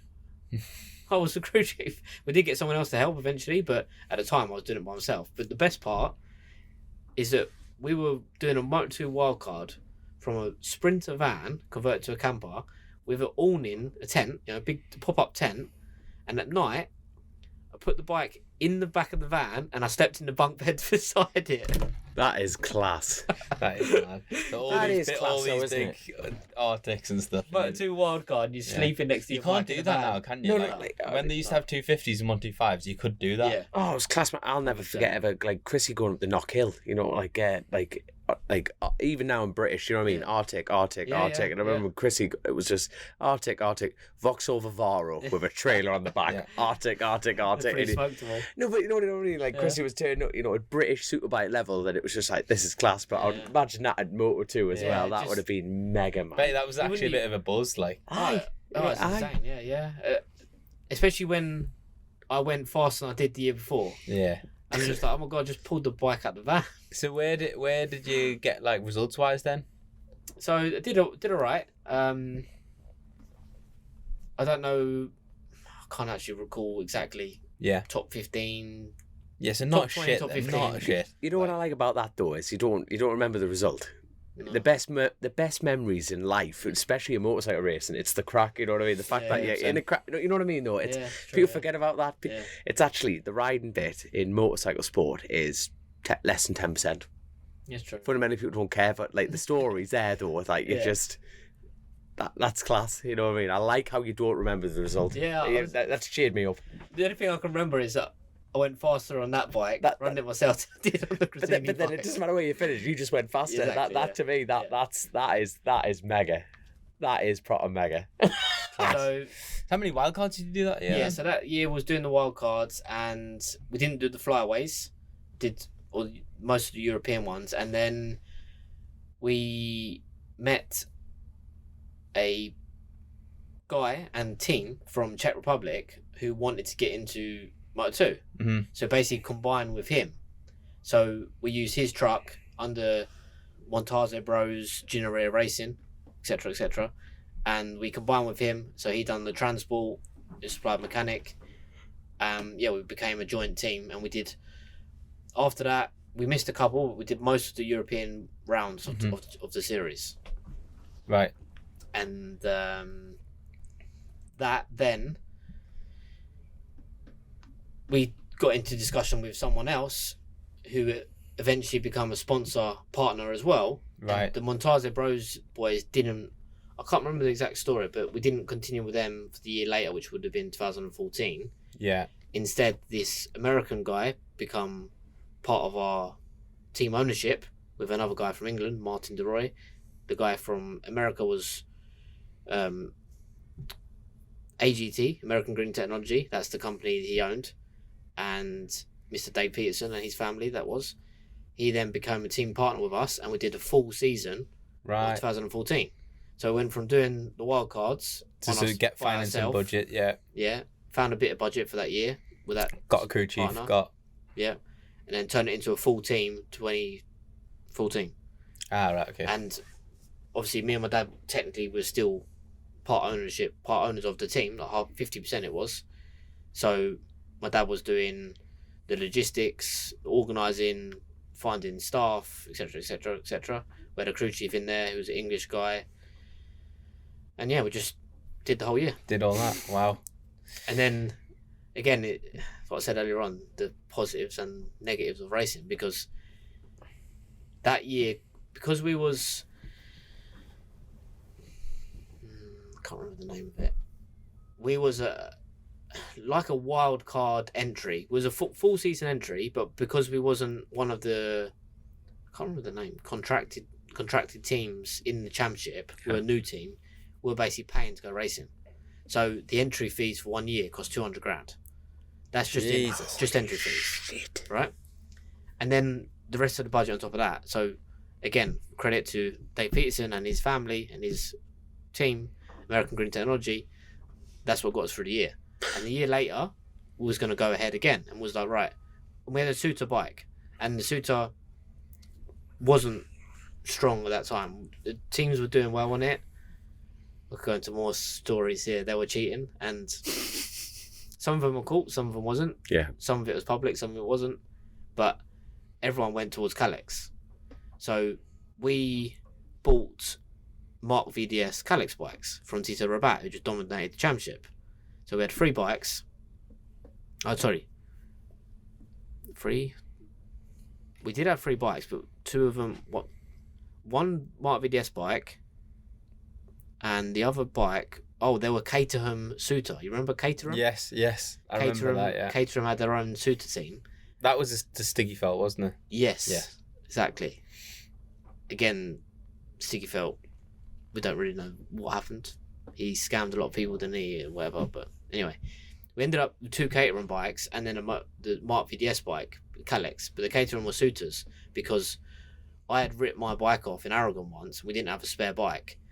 Caterham had a deal. They were offering their race bikes. We got them cheap, etc. So we ended up with the 2 Caterham Suter bikes and a Mark VDS bike.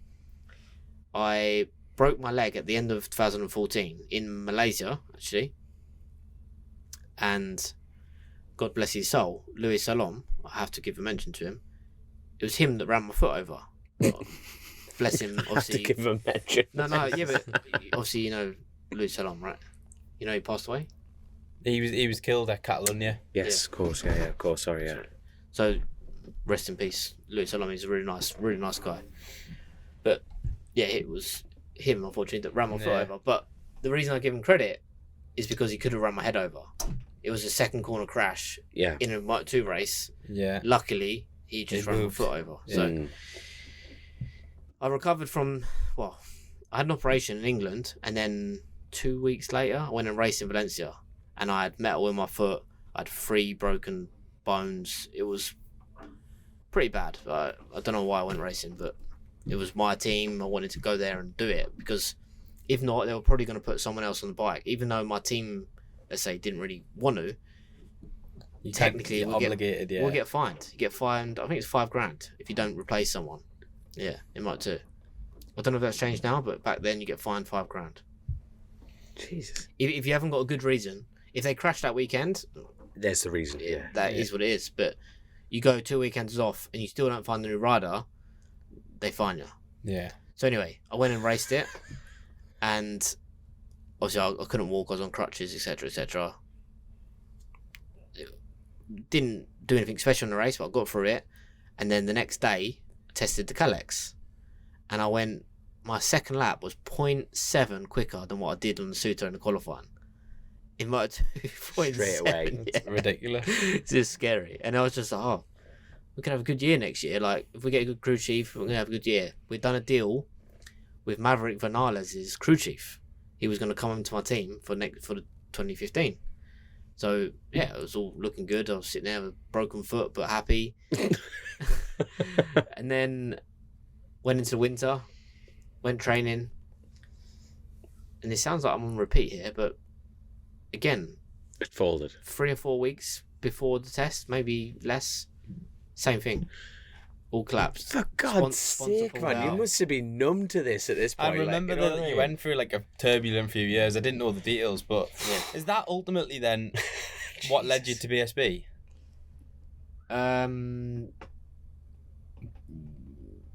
Yes, no, not really. So what did you do? What was the next step after that? I went back to World Supersport, and again, right, yes, I remember. I had to give credit to Simon Buckmaster because he got rid of his rider, and I went out to Australia the week later after I'd spoken to him on the phone and done a race with him in Phillip Island in World Supersport, and I brought back my whole crew chief, Mr. Andrew Stone, and we got on the podium. You must have been sick of looking at your name on this phone blowing up like that. Was that when it was the CIA sponsorship, Hondas?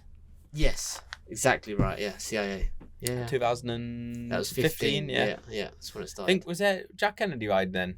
I think it was a year later. I was at that Yeah. year after, yeah.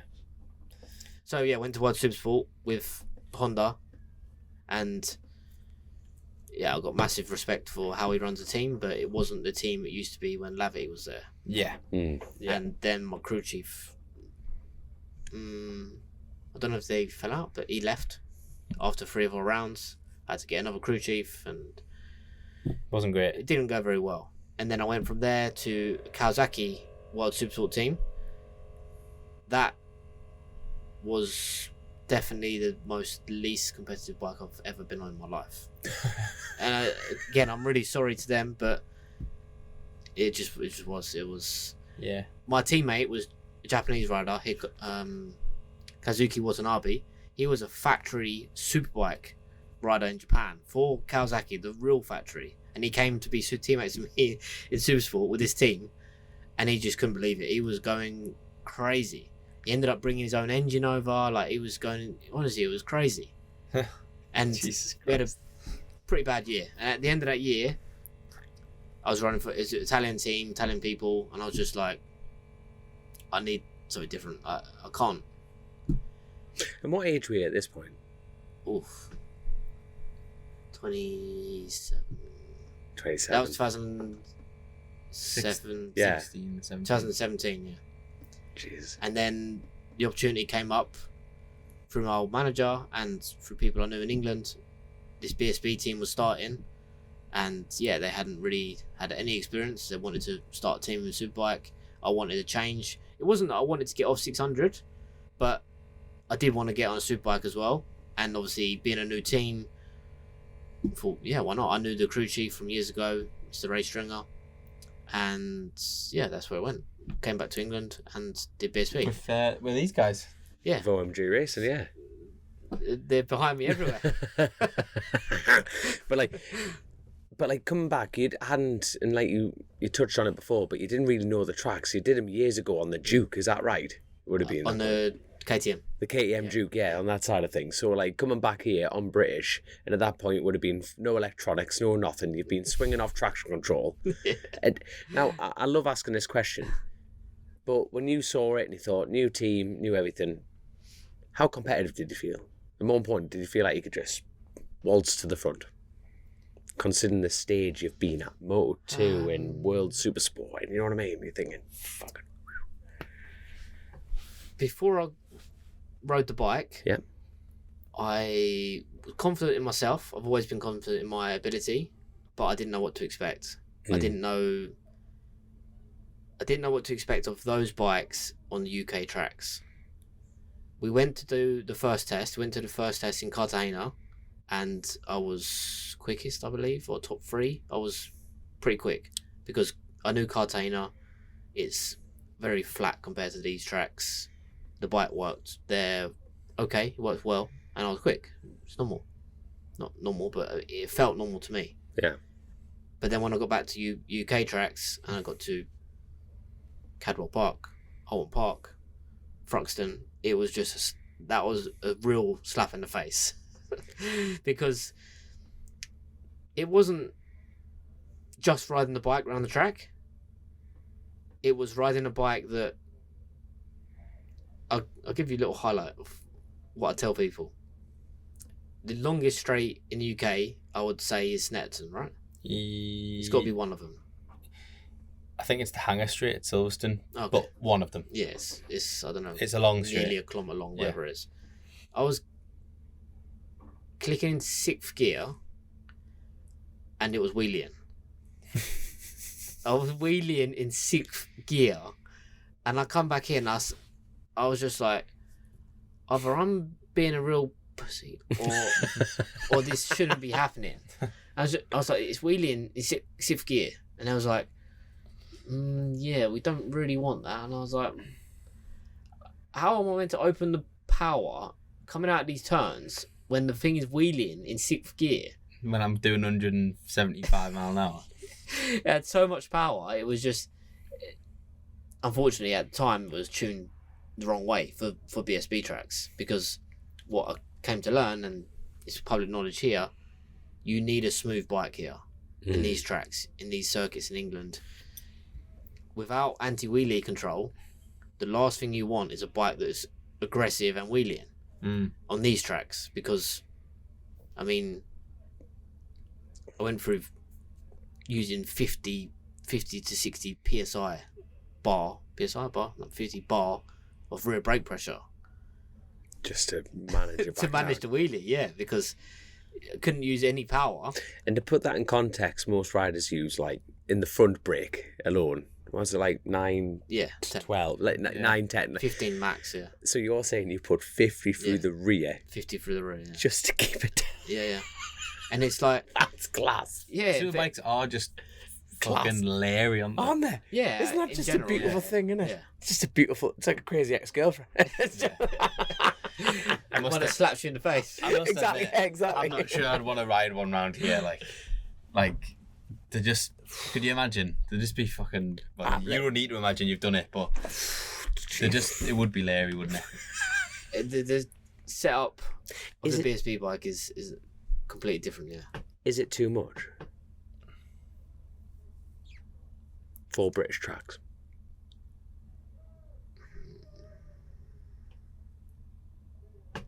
No. No. It's very difficult to say no, but I'm trying to do it as a spectator. If you look at the racing, Oh, it's if you look at the talent that's at the front, or the talent that's in the whole championship, and it's not nice to say, but the level of riding compared to the accidents, it's is- fact. That is fine. Yeah. that is a hell of a fact. I tell you what, I'm going to ask. Like, obviously, I don't think it's good. no. But it's it's always. No, I take it back. It is good, but it's sometimes it limits the good opportunities in terms of bikes and teams, because only the good ones can make it smooth enough, not wheelie enough. Do you know what it is? Just going to say that because when the new rules came out, everybody, and what it has done, like, is absolutely made it more accessible and affordable for lots of people to run a successful superbike team. But ultimately, you still need the best people to get the most out of it. So yes, it doesn't have anti-wheelie and traction control, but there's still a lot you can do electronically to make them easier to ride. They're almost more complicated because of that. Yeah, exactly. You know, there's obviously lots of rumours flying around, and it's always silly season in bike racing. It doesn't matter what class you are, what discipline, all that stuff. But the current one flying around the place is that potentially in years to come may get rid of superbike. Yeah. And the Supersport Gen 2 may replace that. In your opinion, and yours, is that a good thing? Because for an example, when they went from 1000 cc's in MotoGP to 800, the lap No, there's your records it went quicker. You know what I mean? And like you said, racing is always good racing, regardless. But Go on. Well, I Would think it be better? I think it's a good thing, but I don't think it's a good thing from the reason I think it's good is not because of safety. Now that doesn't mean I don't care about the safety, because the racing, like, arguably would get quicker. But Yeah. Ultimately, production classes are based off what sells in the. no, like the and that's kind of like why it's a good thing is it'll like evolve the next 5 to 10 years of British Championship racing and stuff like that. if you know what I Speaking mean. as petrol heads, the politics make sense. You know, that is the true side of it. You know, the politics 100% makes sense. Yeah. But as petrol heads, as racers, is it a good thing? No, 100% not. What, it'll go in smaller capacity? Yeah. Why do you think that? As a petrol head, Yeah. the superbike is a superbike. It shouldn't be a. I think the same for Supersport. Supersport has always been a 600 class. Go back 10 years ago, the racing was epic. Yeah. Now it's changed. It's like, yeah, he's on a 750, and it's like, what do you mean he's on a 750? But he's on a 950, and it's like, it's confusing. And then the superbike class is superbike, and in my opinion, it might. What you're saying, I can believe happening because MotoGP is going to 850, and I'm not going to say they're going to go slower, but if they do go slower, all of a sudden superbike's going to be really close to what they're doing, and then they're going to say, well, we can't have superbike going faster, Yeah. and then they're going to restrict superbike as well. Either restrict it or change to sport bike. But it's a sport that needs to evolve in But it. superbikes were 750 at one point. Yeah, Because that's what people bought. That's what a superbike was. And if people don't make superbikes anymore in the not too distant future, and I think there's a real chance that will happen. That will actually happen, because who the fuck buys one of them to go on the road? It's happening already. Yeah. R1, you can only buy R1M. Yeah. Can't even buy a normal R1. Suzuki's gone. Yeah.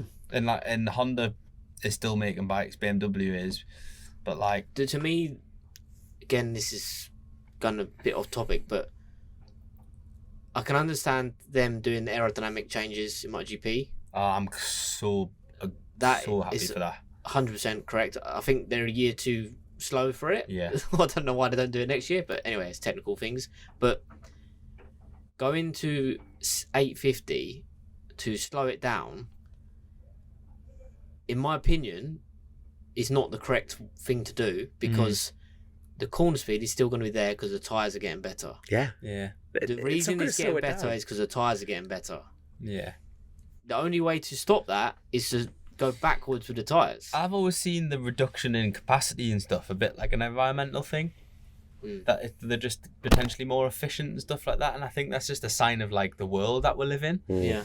And True. and they're still going to be fucking ridiculous horsepower. Like they're not going to be slow. Do you know what I mean? They'll still find a way to make them quick. I mean, MotoGP was 800 before, wasn't it? And you know, exactly. it goes and ebbs and flows. That's the word I was looking for. Yeah. Ebbs and flows. And if you look at the lap times, they will probably still go faster with the 850 probably. at some point. 100%. But my point is, they can only go fast if they've got good tyres. Well, I just cannot wait to see the wings gone. Yeah, 100%. Like, when was the last beautiful MotoGP bike that you've seen? I love the fucking the wings are class, man. Yeah, but they're not The fucking mythical bike, like fucking yes. Wings, get a knife and just saw it off. Mate, if they would allow me, I'd duct tape more wings on that Fireblade I'm riding today, just because I like it. I just think it's class. It looks like a fucking Nova that's crashed in the back of Halfords. Like, yes, it's just... I love it. I absolutely love it. I tell you, the bigger biggest, the better. I think we should like go around little planes. Sorry, we've probably digressed from your interview here, but just while we're on the topic, the fucking ride height devices. Oh, yes. terrible. Oh my god. Yes. Horrendous. It's brilliant. It's like a game. Exactly. Yeah. It is a game. The bike racing is a game. Yeah, but I want to see. Yeah, but it's a PlayStation game. Yeah, we just want to see. We want to see different stuff. Would you want to have a go to ride height device on a motorcycle, MotoGP bike? It doesn't interest us at all. Fuck off! Imagine sitting there shitting yourself and just suddenly. I'll do it if it went the other way. If it give you a wheelie, it help you wheelie. I like it. In his story, he's whinging about, the bike wheelies too much. Now I want a bike that wheelies loads. You know what I mean? If it jumped higher over the park at the mountain at Cadwell. There you are. I love it. Hey, I tell you what. Anyway, let's jump straight back into it. BSB, 6-wheeling monsters. Yeah. Did you enjoy the year? You had some fantastic results, didn't you? Brilliant. Yeah, it was very pleasurable, and I was very excited to get my first win, obviously, with Hawk Suzuki at the time. And it's a bit like Moto2, as I said earlier. It's very enjoyable when you're doing well, when the bike's working for you, and as soon as it's not, you're banging your head against the wall and then you don't enjoy it. And I had a similar issues with, obviously, in BSB. Again, I don't like to talk bad about people or anything, the circumstances, but when I was with OMG, that was my first year in BSB. We still did okay, was progressing the bike. There was a few things we were working on for the next year. We would have done better. They terminated my contract just after I signed it for their own reasons. Whether I think the reasons were good or right or justified or not, it doesn't really change what happened. They terminated my contract. This is for the following year. This is for the following year, would have been 2019. Yeah. So it left me without a ride, and it was during the winter. Didn't find anything else. Then the first thing I did that year was actually Endurance World Championship. I started the Endurance World Championship with Wildcards Racing, they were with Yamaha. I did Le Mans, so that was a good experience to get into a different championship, different people, different bike. And then I ended up doing Wildcards for Dave Tyson at MV Augusta. I remember Yes, that, yeah, So I I was remember on that. the Yeah. former MV Augusta, which was pleasurable. It was difficult to ride. It was a bit heavy, a bit big, but it was very good because my first race on it, I beat the Hawk Suzuki rider at the time, which would have been Bradley Ray or Stapleford, one of the two. I was battling with one of them. Stapleford or Bradley Ray? I'm not sure. No, not Stapleford. Carl Ride or Carl Bradley Ride, Ray? it would have been Carl Ride and Yeah, Brad Ray. Bradley Ray. Yeah. One or two. So I was battling with him at Cadwell Park. It was actually another little story there. It's cool. So I'd started my team already, my Ready for Racing team, and I was So that's not new then. no, it's Oh, 2019. you were at the round, weren't you? Yeah. Yeah, I remember Yeah, the story yeah. now. Yeah. We were in the garage next door. You was in the garage? Yeah, Really? I was not riding but spannering, and I remember this happening. Yeah. Oh wait, go on, tell me the story. Go on, tell me the Well, story. I was there, running my race team with the Owens at the time, and Danny Kent was supposed to ride the MV Augusta. He got Fired essentially for the story that was published about him. Right. Yeah, so he got fired basically the day before or 2 days before On the Thursday. on the same day. Yeah. Okay. Yeah. Again, I'm a big fan of Danny, good friends with him, and what he got done for was the knifing. Yeah. I heard about it, and then I was in the paddock walking, and that day there was a test practice session that evening, on Thursday evening. Yep. And I was out watching my rider. I was out watching Owens because it was a 600 and a 1,000 class, so separate classes. But I'm walking back, and I heard about the story. Ended up walking past the MV Augusta tent. It wasn't the garage; it was tents in Cadwell Park. Got speaking to the owner, Dave Tyson, and then he could probably tell you a more accurate story. I can't remember if I said, "Oh, I'll ride He it." might tell our story. I'm not sure if it'll be accurate. At least you said that, not me. No. To be fair, Dave, you helped me yesterday, so Yeah, I'm not. I'm only pulling It's his tongue leg. in cheek. This show, I love it. He knows. Anyway, I bumped into him, and the joke was, "Do you want to ride it?" And I was like, "Yeah, I'd ride it. I'd ride it right now." And he's like, "Go on then." And I was like, "Yeah, but you're out on track. It's a 3-hour session. You've got hour and a half left." He was like, "Yeah, it's all right." And I was like, "What?" "Yeah, jump on it." And I was like, "I'll be back in a minute." And I ran up to my motorhome. I put on my levers of my rider, my Ready for Racing rider, Reese Owen. Is this He's how a you Keenan- interview your Keenan riders, Owen. by the way? Do you like measure up, going, yeah, I'll fit in your Basically, suit yeah. just in case shit hits the Well, no, fan? here's another little plug. I run Mass Sports UK, so I'm the UK distributor for Mass Sports. So I had made my rider a Mass Sports suit, ended up putting it on, running back down to the garage, jumping on the bike, going out onto the track. They stopped me down pit lane, said, "You haven't signed on." And I was like, "It's only a test session. I've got my helmet on. I'm about to go on track." He's like, "Wait, we'll get your paper." On the pit lane, in my riding gear, in my gloves. That's amazing. I signed the sign-on paper in the pit lane and then went out on track. That's amazing. So yeah, that was my first wildcard 2019. I did, I think, 2 or 3 with him that year, and I would have probably carried on. There was a bit of a fee involved. I had to pay the tyre bill or something that my sponsor was paying, and I had to miss a round because I went to Endurance World Championship on the same weekend. And that weekend, I believe, James Edison, Dean? James? Not sure. Both can pedal a bike. Yeah, definitely. But he done a wild card on the MV Augusta. I'm sure it was James Edison. Oh, maybe. And he wrote it off, and the thing was destroyed. They didn't have enough parts to rebuild it properly because it wasn't a factory team. No. Long story that the MV Augusta, the bike, was borrowed by someone who Dave Tyson knew. And that's why he didn't have all the race parts for it. So it wasn't even his bike. He's nodding his head. So anyway, Just for the audio listeners, just getting grassed up by Gino. I actually think it Josh was is a Leon nodding. Camia's bike or something, wasn't it? that was the rumour. It was ex-Cameo bike. I don't know if it was, but it was from that year when Yeah. Cameo was there, yeah. Class. So I done the wild card. missed a round. Then I came back for the last, I think, 2 rounds, and I got on the bike, and I was just like, what happened to me? Have I changed? What's going on with the bike? It's just not anywhere near what it was before, and it was different links and different everything on the bike, and it just would not handle, would not do what it was doing, had electronic problems, and it's understandable. The bike's been written off, rebuilt with things they had lying around or whatever, and it wasn't the same bike. So I did the last, I think, 2 rounds with them for the end of that year. So the year was, I actually got 4th in the Endurance World Championship with Wildcards Racing. So that was like the highlight. Yeah. And a couple of wildcards in BSB.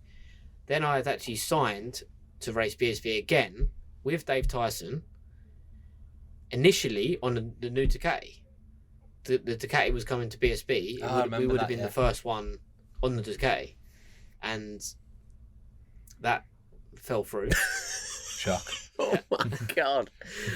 Not the team fell through, the bike fell through. I got you. Yeah. So then he went and got an ex-Kawasaki, which was supposed to be Haslam's old race bike when he was in BSB. And I said, okay, I've got a ride. Let's go racing. Got to the first round, Donington. The rear wheel bearing melted.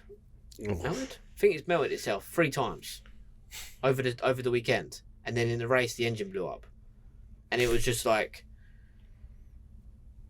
Clock this. Yeah, well said. Yeah. What is this? It's just like, this is... It's supposed to be an ex-race winning bike, and the wheel bearing is seizing up. Seizing up? Yeah, seizing up, I think it was, yeah. And then the engine blew, and I was just like, there's no way. I had to bring a bit of money to that as well. Is it only the entry fee or the tyre fee or something? Mm. But again, I wasn't going to pay for that because it was just a real waste of time. Yeah. I finished, the race I finished, I don't know, I was maybe 10th, 11th or something. It wasn't the end of the world, but... Not where you need to be or think you should have been. Yeah, exactly. And especially with the things that went on with it. Yeah. The things going wrong with it, the wheel bearing seizing up and the engine blowing, it just wasn't happening. So at the same time, yeah, Keith Farmer, bless him, he had just got injured riding for Hawk Field Base. That's right. Yes, I do, yeah. So I forgot that was when I forgot that. I had bumped into the team owner, Steve Hickin. Yeah. Steve or Stuart? No, it's Stuart. Yeah, the father. Got talking. Then I basically told him that I'd already left the team. I said, look, I'm not gonna go ahead and do the full season. That I'm out of a ride now. Like, it was a bit of a hint that what are you doing now? You got your rider injured. And then I went and met him and the son Steve that, I don't know, evening or something in their truck. Basically did a deal to replace him for the next race. I did quite well in the first round in Snetterton with them, and then I did the rest of the season with them. And I did the next year with them, and that's when I won the first race. So yeah, it's definitely been up and down and a lot of different changes. But how did the whole... Because endurance became and obviously we'll get onto your accident as well, if that's okay. Yeah. Did endurance start to just take over a little bit for you and you were enjoying it and you could see a bit more of a career kind of forming in that direction, or how did that all come about? Essentially, yes. I mean, the 2019 year, when I didn't have a ride at BSB, I did well that year. I got 4th in the championship. It was the first podium. They never even finished, I think, a 24-hour race, and we got on the podium with them, and that grew my popularity in that paddock. And the year later, I stayed with them. That was 2020.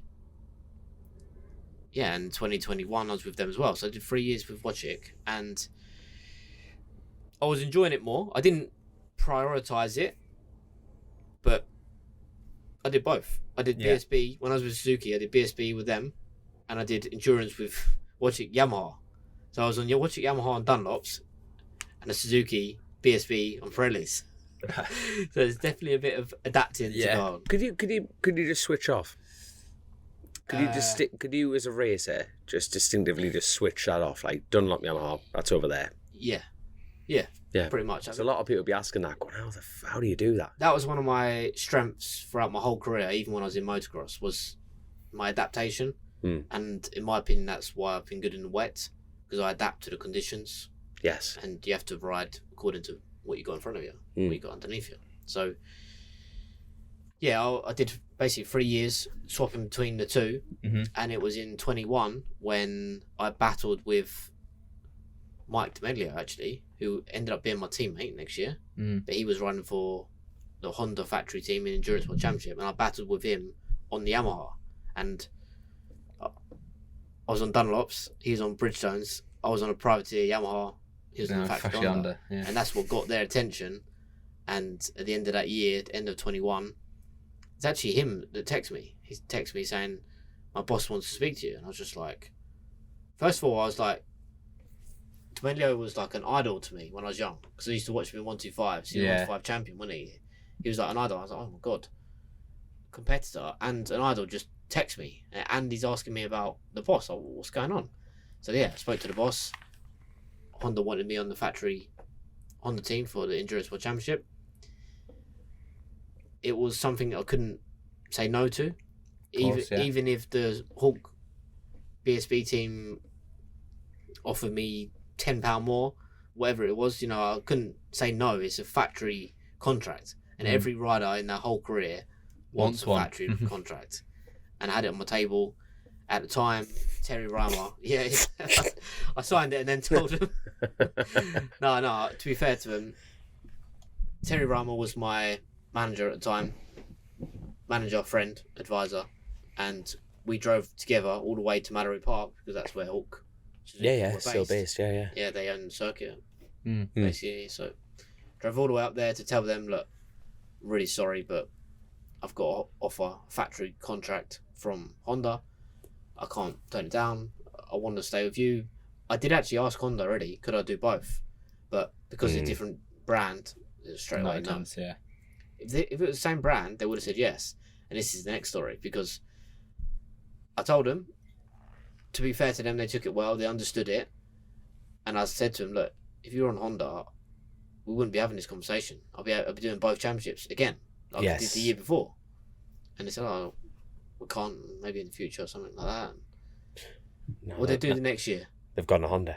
The year after that, they were on Honda. I don't know. You're texting, where? Why didn't, should have done that a year earlier. I would have been with you still. So this is obviously the bit you probably don't like talking about, but... No, I do. I like it. No, honestly, it sounds but silly, it was obviously your accident at Suzuka, so that was on the factory Honda, and that. Tell me a little bit about that, because I remember it at the time happening, and obviously all of the sort of news and everyone wishing you well, and obviously everyone just wanting you to be better. The world blew up. You know, it did. But I'll be honest, I don't know a lot about what actually went on, and it's not one of the things you normally ask about, is it? I'll show you the video after. That's the next story. So, where do I start? Well, I'll start with the video. So, firstly, I've returned to racing, as you probably know, last year, back with the Wojcik racing team. They're now with Honda, so nice little connection there. That's how it happened, really, because they're with Honda. We stayed in touch after the accident or whatever, and then I had a text. So basically, I went back to Le Mans. That was my return race, and I did a video documentary, 24-minute long feature on myself with Discovery. Now, obviously, Discovery own Eurosport. They got a big tie-in with the Endurance World Championship. I don't know exactly what, but they're a big part of it. So they did a 24-minute feature on me, interviewed me at Le Mans, like behind the scenes things. It was really cool. Is this out available now? Is it this documentary? I'm not sure you can watch it now. They put it on TV. Right. It's on TV. Maybe on Discovery Plus. We'll be able to find it. We'll be able to find it. It might be on YouTube, actually. Someone sent me a video. I think it's on YouTube. It'll be on YouTube. We'll get it find it. We'll get it. Yeah, damn right. We'll find it. We'll find it. So this leads me to the next part of the story, the quite crucial one, because it was on the Friday or Saturday. I received a text from a WhatsApp from the boss of Discovery, and I'm just like, again, like a bit mind blown, a bit like, What the fuck? it's almost like an idol. It's like not an idol, we don't know him personally, but it's like they're the boss of Discovery. Yeah. There's like, hi, hey Gino, how you doing? Are you ready for watching your documentary on Tuesday? This is like on the Friday or Saturday. I was like, yeah, can't wait. Like, What's he on about? I was like, I can't wait, but like, I didn't say this on a message, but I was thinking, why are you asking me that? I've done the interview, like I've done. Yeah. I was like, I haven't seen any previews of it. Not sure what to expect. And this person was like, yeah, but are you happy to watch the footage? And I went, what do you mean the footage? And she went, the unseen footage. And I was just like, I just froze, because my dad, for 2 years, has been trying to get the video from the crash, and they told him there's no video because it was in practice. So there's no video of the crash. The only video he saw was through the Suzuka circuit, the CCTV. Yeah. And you can't see nothing on that. No. I haven't even seen it, but anyway, this is Boss of Discovery, and I'm like, what unseen footage? There's like the unseen footage of your crash. And I text him back saying, but there is no footage of the crash. He's like, yes, we've got your footage of your crash, and it's going in a documentary on Tuesday. And I was like, shit. No, what she said was, are you happy with it going on air? And that's how it started. And I said, what do you mean I'm happy with it? Like, of course, I've done the interviews. So when she told me the unseen footage of the crash, I was just like, first of all, I was on the phone with Dad. I was like, Dad, are you lying to me? You told me there's no footage. Yeah. He's like, no, I've tried to get it. There is none. I was like, there is, because the boss has just told me. And I was like, so he said, all right, send it to him. So I said, right, to the Discovery boss, please send it to me. Then I'll let you know if you're happy if I'm happy or not. Like, fair play, they asked me if I'm happy or not. That's respect. Yeah. So they sent it to me. I didn't watch it. I sent it straight to my dad. He said, right, at 17 seconds, tell him to black off the screen, like cut it, so you don't see me hitting the wall. So you see the first bit of the crash, and then it blacks out just as I go to the gravel part. And I said, right, okay. So I sent them that. I said, please black it out at 17 seconds. Send it back to me, and I'll approve it. And to be fair, they did it. Sent it back to me. See the crash all the way up until just before it hit the wall, and it blacks out. Have you seen it? I've The got my phone, the full raw. No, I still haven't watched me hitting the wall. Yeah, But your dad. No, you don't. No. I know you don't need to. I don't even need to watch the original crash, but I watched it because, You want to see? luckily, touch wood, I'm right to hear. I'm here to watch it. And the same with the thing that hit the wall. It's like, I could watch it. There's nothing stopping me. I've got it. I've got it on my laptop. But do I need to? To be blunt, No. you know, for your dad to say, I would have blacked out at 17, and your dad's watched it. How did your dad take that? Watching the video? Yeah. I would like to give you an honest opinion, but I don't know because I wasn't there. Yeah. I was in Spain. Yeah. I was in Spain? Yeah, it must have been. You know, No, I don't think it was. This is after you've returned racing. Yeah, this is after Le Mans 2024 last year. Yeah. Yeah. I was not with him at the time, but I sent it to him. He watched it, and then You didn't So want to when- watch it then. You No. had decided you didn't want to watch it. no, when he told me it blacks out, well, to black it out before it hit the wall, then I watched it. So you see the crash, Yeah. and then just as it blacks out, and I still haven't watched the part No. of it hitting the wall. And like you say, you I don't know, need to. I probably will one day, but it doesn't. Yeah. And this gets, again, not political, but it's the same thing. To me, watching it is the same thing as knowing why it happened. And obviously, I went back to race at Suzuka. You know that, right? Yeah, definitely. Yeah. This is I went- big. This is huge news. I'm not just saying this because you're sitting opposite. Like when this incident happened, it blew It was up. It massive, was just yeah, it like was you, big, you yeah. were. Yeah, For people that don't know, you were literally fighting for your life, induced coma. Like, in fact, from your perspective, what can you remember, and what were the extent of your damages? You know what? Tell everyone your story. Okay. So, what I remember before, as far as I can recall, I don't even remember the week leading up to it. Jesus. Yeah, the week leading up to it, I don't remember. But just before I went to Japan, I went to cycle from Spain, from my house, to a friend to meet him, to tell him I'm going to Japan like a day or two later. And I remember that. So that was nearly a week before the race. So I don't remember, let's say, I don't know, 3-4 days before. And then afterwards, I would estimate between 3 or 4 months. I don't remember. Jesus, wet. And this is the scary part. This is the part that you really appreciate your brain. Doesn't matter if it's clever or not. You really appreciate it because, again, another little story.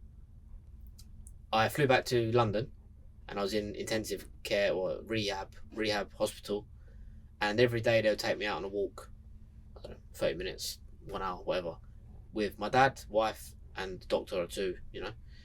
And I remember one day walking, and I said to my dad, "Where are we going?" He said, "Is I just on your normal loop?" I was like, "Loop for what?" So your rehab walking loop. And I was like, "Rehab walking? What do you mean rehab walking loop?" He said, "Yeah, this is your rehab walking loop. This is what we do every day." And I was like, "Rehab for what?" He's like, "For your accident." And I was like, "I've had 100 accidents. What are you talking about?" He's like, "No, your big one that you're in rehab from." And I was like, "What are you talking about?" So the big accident you had in Japan that you're in rehab from. And I was just like, what are you talking about? And I was like, I didn't even know what he's talking about. And how long since the accident at That this must point? have been at least 3 months. 3 months, Must and be you're at least doing 3 rehab loops with your family. Yeah. I And didn't after even know 3 why. months, you woke up. No, you Yeah, obviously got yeah. brought out of a coma. Yeah. Your corpus mentis. Yeah. And then all of a sudden, and apparently, my dad had already explained that to me, I don't know, 5-6 times the week before. But obviously, I did. It wasn't recalling, it wasn't memorizing. I just remember that one conversation, him telling me, and I was like, in Japan? He's like, yeah, in Suzuka. And I was like, what? I was like, what are you talking about? Like, I was treating him like he was the mad one.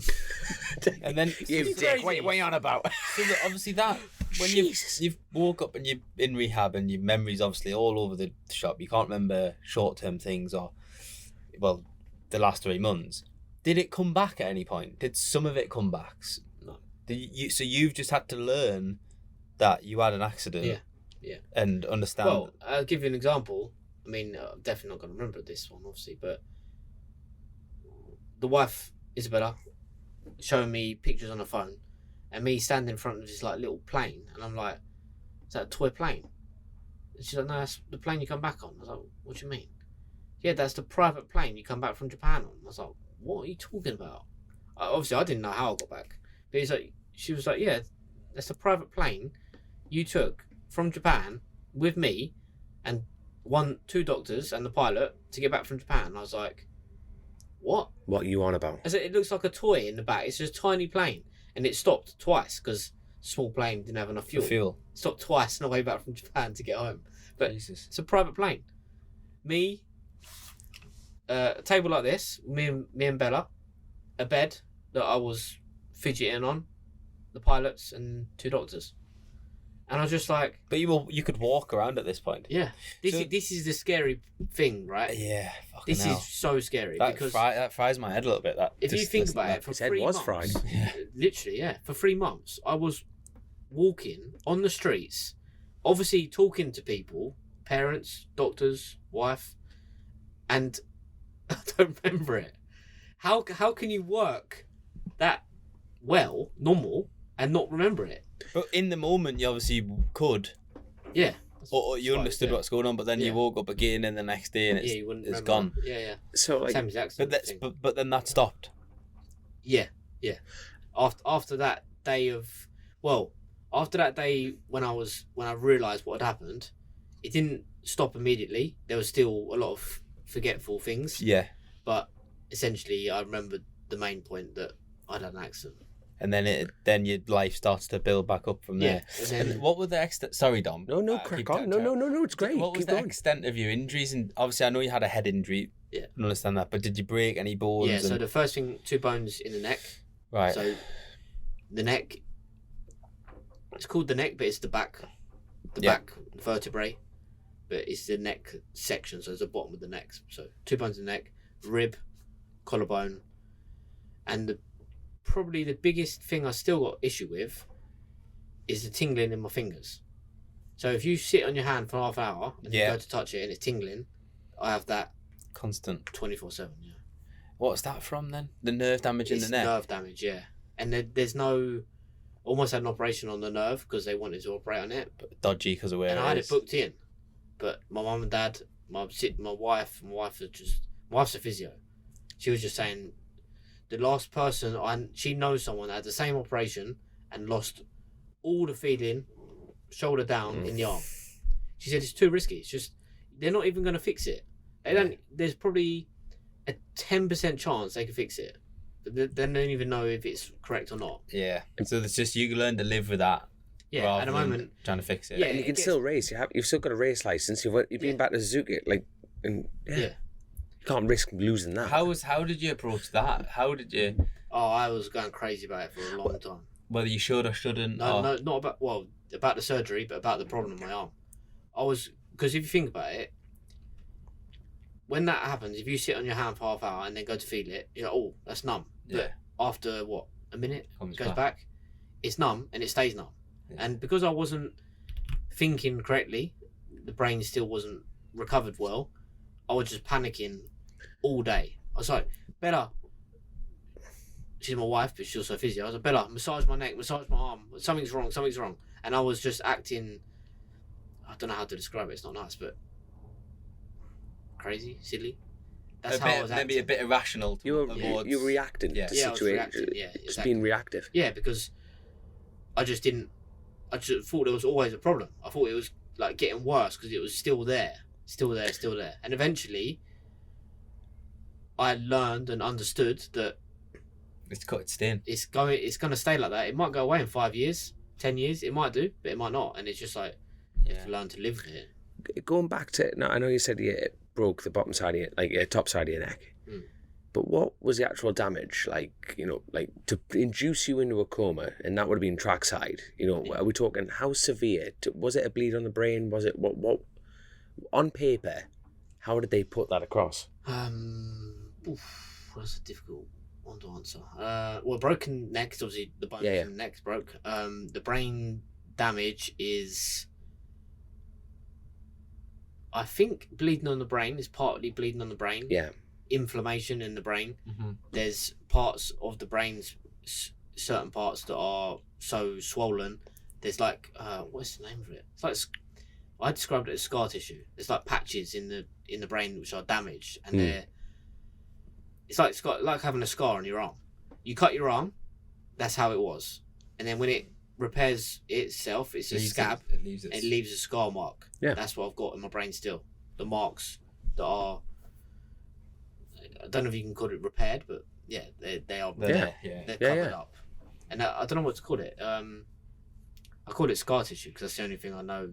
Yeah, that's what it is, isn't it? That's exactly what it is. Yeah, it's got a certain name, but I can't remember. But essentially, the brain was affected in a certain few areas. The frontal area of the brain, it was, and one of the not funny things. It's the fact that you can smack, I find that incredibly admirable. No, you're like going, and you're like, it's funny because you're watching this. Because I used to be quite sensitive to smelly things. Now, Jesus, also, no, not her. Jesus, where I'm thinking, hold on. It's my own arse. It puts me off. Don't worry. Carry on. Sorry, mate. Now it's very difficult to tell if she's farted or not. That's what I can say. She's saving a fortune on shampoo and everything. 100%. You know what I mean? Just like that. When she owns up to a fart, it's like, bloody hell. So how farted? So basically, I lost a sense of smell. It's not totally, but it's still. If it was here, it's now here. Yeah, it could be here, but it's pretty low.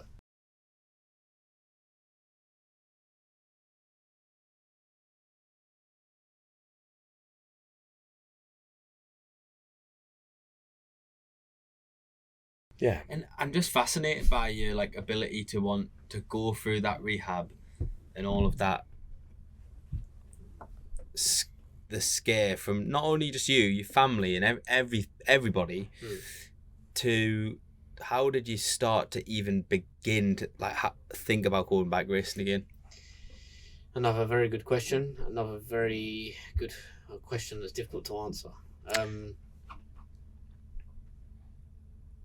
The easiest way to answer it is that it's in my blood. It's what I've done since I was 3 years old. Mm-hmm. It's the only thing I've ever done. I've done other occasional jobs. I've worked with my dad on buildings and claim to fame I was in a James Bond film. My name's on the credits, just so you know. Which James Bond? Skyfall. Have you just gone? Oh, what, stunt riding? No, I wasn't even stunt riding. Oh, really? He was the guy in the helicopter. I was a stunt man. Technically, I was a stunt man, but I wasn't doing anything on a bike. I was in the London Underground scene where they go down the escalators. Oh, yeah. Because everyone in that scene had to be a stunt person, a registered stunt person. Because my dad's good friend was the coordinator of the stunts, he got us on the film. Jeez, that's amazing. That's a proper claim to fame. I passed Marquez. Who gives a shit about that? I always laugh at that scene as well because when you're on the underground, it's full of fucking. Yeah. You couldn't do that. You'd have no fucking Daniel Craig would have an arsehole to the back of his head, like if he actually did that. So next time you watch it, that's a movie mistake. Just saying. Go in slow motion, and you see my dad more, but you see me just move out of the way like that. Anyway, that's another story. I am gonna watch that later. 100%. But I think every listener of the podcast is going to put Skyfall. Like, hopefully you do. Gary Powell, thank you. If anyone's listening to this, please could you send a screenshot to the Instagram page? We just want to repost it again. Yeah, and the credits as well. My name of the credits. 100%. But I tell you what, like, do you know I still get paid for that? Shut up. I get royalties for it. Only. That's why everyone wants to watch it. 20 or 30 quid a year. No, every other month you occasionally get one or two. Sometimes you get nothing, but. Sometimes you get through your bank royalty, yeah. Imagine how much the actor's getting. Fucking hell. I was just a stunt person. And Josh, we need to change our career paths here. So do I. That was always what I said when I was a kid. I was either going to be a motorbike rider or a stunt man. You've done both. Fair play. I've done one bad stunt. Went wrong. I tell you what, I want to ask something very, very personal. If you could remember the whole rehab from that crash and gone through everything with your family, do you think you would have still continued racing?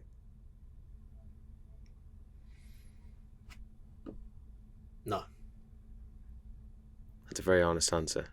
Yeah, it's from what perspective? From what you would have seen your family or from I get that. It's the same thing that now I'm on the verge of retiring. Yeah. And I shouldn't say this publicly, but that is how I am. Right now, I want to race, but only if it's on a good bike and good team. So I know I'm risking it for something. Yeah. But knowing what my wife has been through, and my mum and dad and my sister, the pain the best way to describe it is they've been through more than me. Yeah. That's the easiest way to describe it. Because I was going to say it earlier, I didn't want to butt in, but I was in a coma for 7 days. This is the only race my wife hasn't been with me to, right? Was that one. So can you imagine she having to fly out to Japan with my dad to see me in a coma, and the Japanese people saying, well, he might wake up and not know who you are, he might not know who he is, Jesus. He might not know anyone, he might not be able to, he might not wake up. And it's like, you can't even try to understand what they've gone through. Yeah. And it makes me almost regret that I actually went back to race just because of that. Because it's like, a racer is always selfish, and I feel like I've been too selfish. Yeah, but also maybe you need that closure to a degree. 100%. Like, because I think you do need that sometimes to just go, I was able to do that and put it to bed, and whether I race or not, I'll move on in one direction or another, knowing, and because it could make you worse. That 100%, 100%. That it was like being haunted, because it was like, well, what if? Look, can I do it? Yeah. Have I lost my skill level? Have I lost my focus level? My brain is not working in a similar way. Mm-hmm. You just ask questions all the time, and now I've did it. I've done it. Sorry, it has ticked off a lot of boxes. Again, I can't. It's difficult to even if I go back now, well, no, I probably would have done it, yeah. But it's funny because I had my first crash at Le Mans, and I come back and I was like, obviously everyone was worried, but I was like laughing. I was like, feel fine. I'm alright. I'm not in hospital. And it's like good and bad. Good because you're not damaged, you're not too scared, you're right, you made it through. But bad because you're not really scared. And it's like, hold on a minute, I'm not really scared of that. I can go fast again. But then it's bad, also negative because you think, well, I'll crash again. Yeah. But the other thing is, like, do you know the people outside of the sport, when you say, oh, I just crash, they're just really, sometimes crashing a motorbike is like falling over playing football. You know, you just get back up and it's fine. And there's so much investment into airbags and helmets and all of that stuff. It's just that obviously that risk is there that you can do it. So like, yeah, you do just have a tip off, and people outwardly would think that's selfish, but it isn't in a way. Like, no, you're selfish in terms of you're putting that sort of stress back onto those people who were worrying only for your safety. Yeah, it's difficult to know because at the end of the day, yes, it's in my blood, but it's been my job. And it's like when I was coming back, it's like, well, it's my job. It's what I know how to do. Yeah. What I personally know how to do best. Why should I stop it? If I can still do it, why would I not do it? Yeah. If I gave you the opportunity to be a professional racer, and I don't know, have a contract with a professional team in racing the World Championship, would you not want to do it? You'd snap your arm off for it. That's what I mean, and that's the situation I was in. I had the opportunity to go back. But can I just interrupt you and just say how amazing your family really is? Yeah. And the thing is, and I think that this little puddle that we're all in bike racing, and you don't get anywhere without your friends and your family, specifically your family, and how amazing your family are to actually hear you go when I want to go back. That is.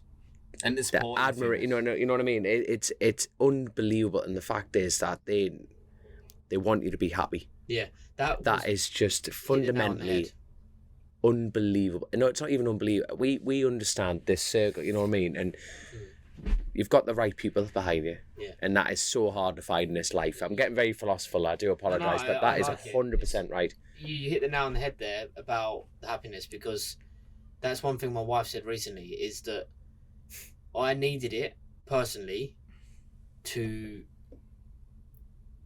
almost fill a hole. The hole that is there that is just wondering, can I do it?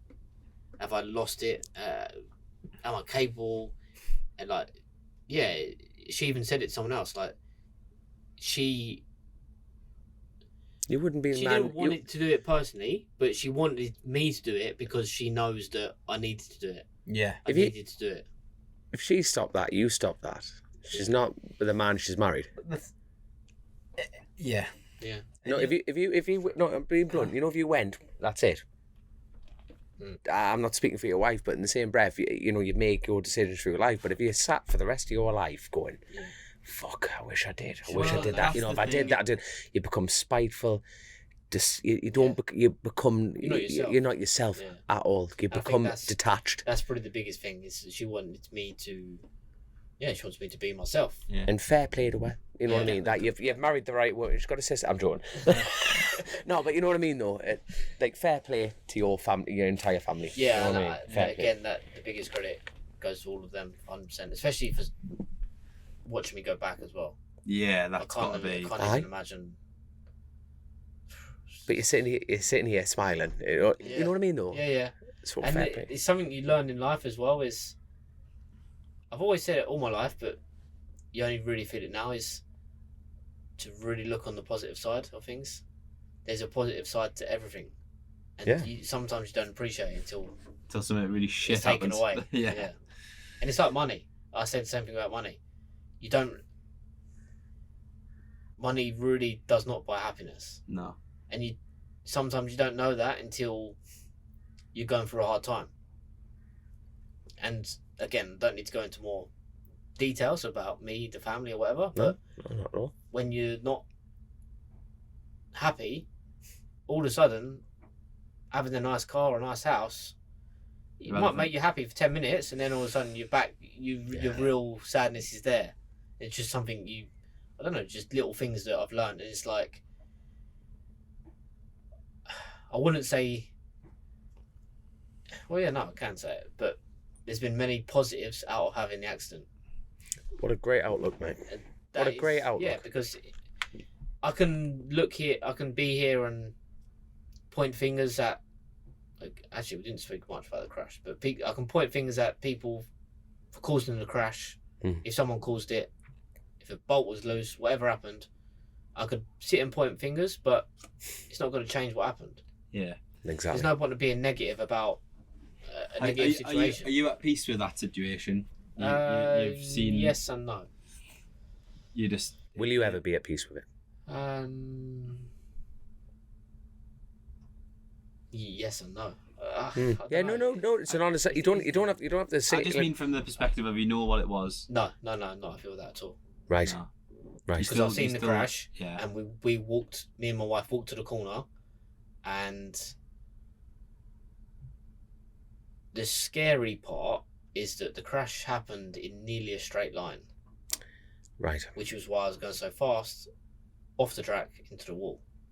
Got you. Yeah. So I don't know at what point of the braking zone it happened in. The only thing I would say is that in that corner where you brake, it's into the last chicane in Suzuka.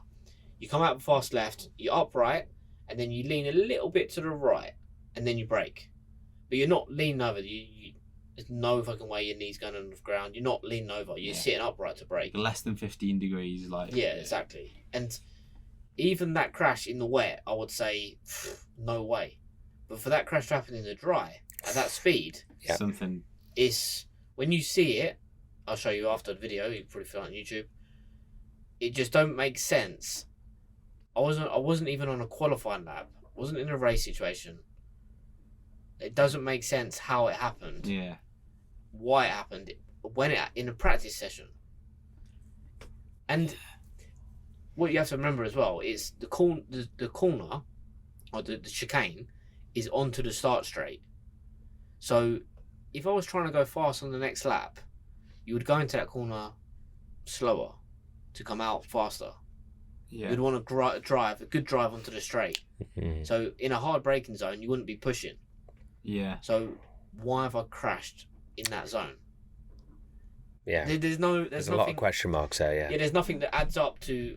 Oh, he was qualifying. He was braking 100 meters later. He was going 10 meters miles an hour faster. There's nothing that adds up to it being my mistake.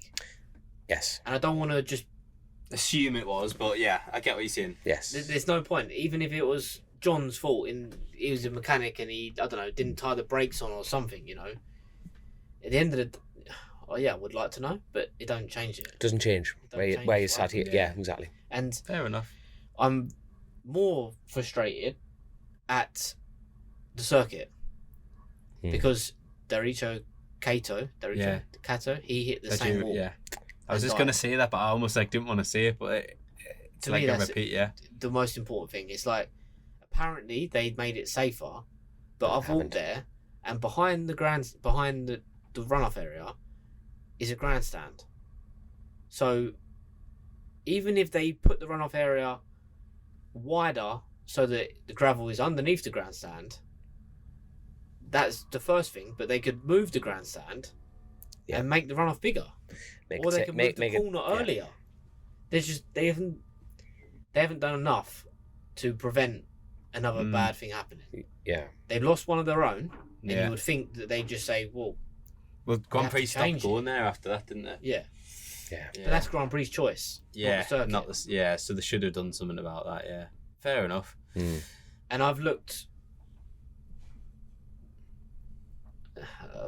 Shouldn't get detailed, but I've looked into information on going legal, because essentially, let's just say they've ended my career. Yeah. Essentially, if I don't get a good ride now, they've ended my career. Yeah. Right? Now, Shaky Byrne just won a court case for happening a very similar thing. Okay, they didn't put the safety fence up. That's what he sued them for. But essentially, they haven't made the track safer. And there's a lot of different arguments you can have. But essentially, it's like, why? And you would think, given the accident that happened there before, yeah, that they would have done something especially about that section. one of their own. It was Japanese. Yeah. You would think. And then it's very complicated because you might know, I don't know, Suzuka circuit is owned by Honda. Is it really? Right. I didn't There's know the that. next complication. I was riding for Honda. So was Daijiro Kato as well. Yeah, I didn't even know that. So then it's a million questions. Yes. Right, okay, so have they looked after me enough? Because they just ended my career. They almost killed me. Well, not almost killed me, sorry. I can't blame it on anyone, but almost died hitting their wall on a crash that probably shouldn't have happened. And it's like, I don't know. Are they staying quiet because they feel guilty? Are they not offering me a job, a ride anywhere? Because I don't know. There's a lot of question marks. Yeah. A lot of question marks. Yeah, I suppose you try not to dwell on those things too much, do you? Because it would stop your sort of onward progress in a positive way. But Yeah. we've obviously covered a hell of a lot of obviously your early career and the accident, etc. Like, what does the future like hold for you now? Obviously, you've got your race team and you're doing it. You've been back racing. You said you may be unsure about what that looks like, but what's your like short term? What does the future look like for you? Currently, I'm promoting and pushing my coaching, my private coaching, on-track coaching. I will also do, let's say... Is there a website, by the way? I feel like you should push that right now. Yeah. There we are. Thank you. After Our Rider Project is what the name of it is on Instagram. After Our Rider Project. Right. Which is obviously based on my team. My team is After Our. Yep. After Our Racing. So the Rider Project, Rider Training is After Our Rider Project. There we go. So, sorry, continue. I haven't got a website actually. Just get a web. Yeah, son. You're need to do that. You're going to be busy this afternoon after this one. There you go. But like you're saying, obviously rider coaching, rider instruction. I was doing a lot over the winter. It kept me really busy. It's been going really well. I've been doing rider coaching for the last 10 years on and off. Yeah. So it's something I'm very experienced in. I like to help the general person understand how to improve the riding. Yes. Not just go faster. That's what they get to in the end. They all go faster, but they do it in a safer, more constructive way that they understand. Yes. Yeah. I've got nothing against other coaches, but when they say brake there and open the gas there, they just brake later, open the gas earlier. There's a lot of fine tuning. Anyway. Yeah. Yeah. Rider coaching is the big thing, and the rider school is what my next project is. Fantastic. And obviously my race team, the After Our Rider Project, After Our racing team. How many riders you got this year?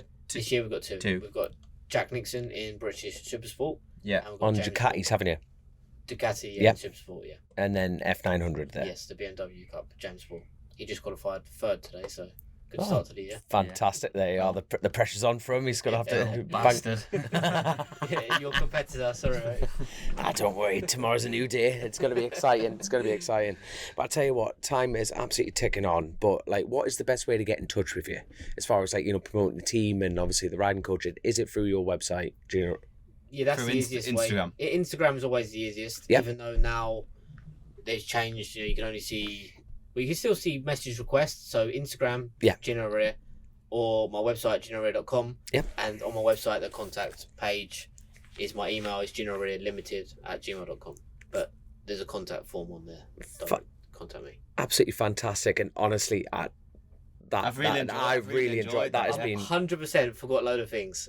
I forgot that. I wish I'd told that. Mate, that happens with every single guest. Okay. Honestly, it's been absolute pleasure, and thank you for taking the time to come down. It's been it's been brilliant. It really has. So thank you for having me on board. Honestly, I've been seeing your podcast for many years, and nice to be. That's all great. And that's the first time she's not been here. I think that's why we've been a bit more relaxed. Me and Josh here, we've been just like chilled out. We're doing your track walk with your lads in the dark. I know, sorry about that. Cancelled till tomorrow now. Yeah, well, it's been worth it for us. So sod them. There you go. They're going quick enough anyway. What are you on about? So it's not nothing to worry about. But he was bloody quick this morning. The fucker. I came around. He has to get this whinging. Like, came around P1, I was like, mint. And then I went P2, I was like, 10th. I was like, who the fuck's that? And I come in and it got red flagged. I was like, James Bull, you little bastard.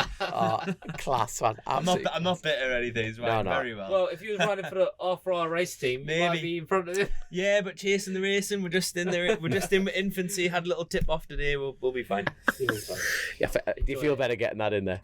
Released now. Good lad. But obviously, Gino, thank you so much. And obviously, this show does not exist without OMG Racing, Lucky Day Competitions, and JCT Truck and Trailer Hire, and our episode sponsor, the Isle of Man Spectator Guide. And I'm actually, like, I haven't had a flick through it yet, and I'm actually really looking forward to it. But it's literally, I haven't even been yet. So mate, on my to-do list. That is, get the book bought. It's on Amazon and Kindle. Get it sorted. So obviously, guys, it's been an absolute pleasure. Thank you so much. Thanks, and thank you for everyone for listening. We'll catch you soon. See you in a bit. Bye bye.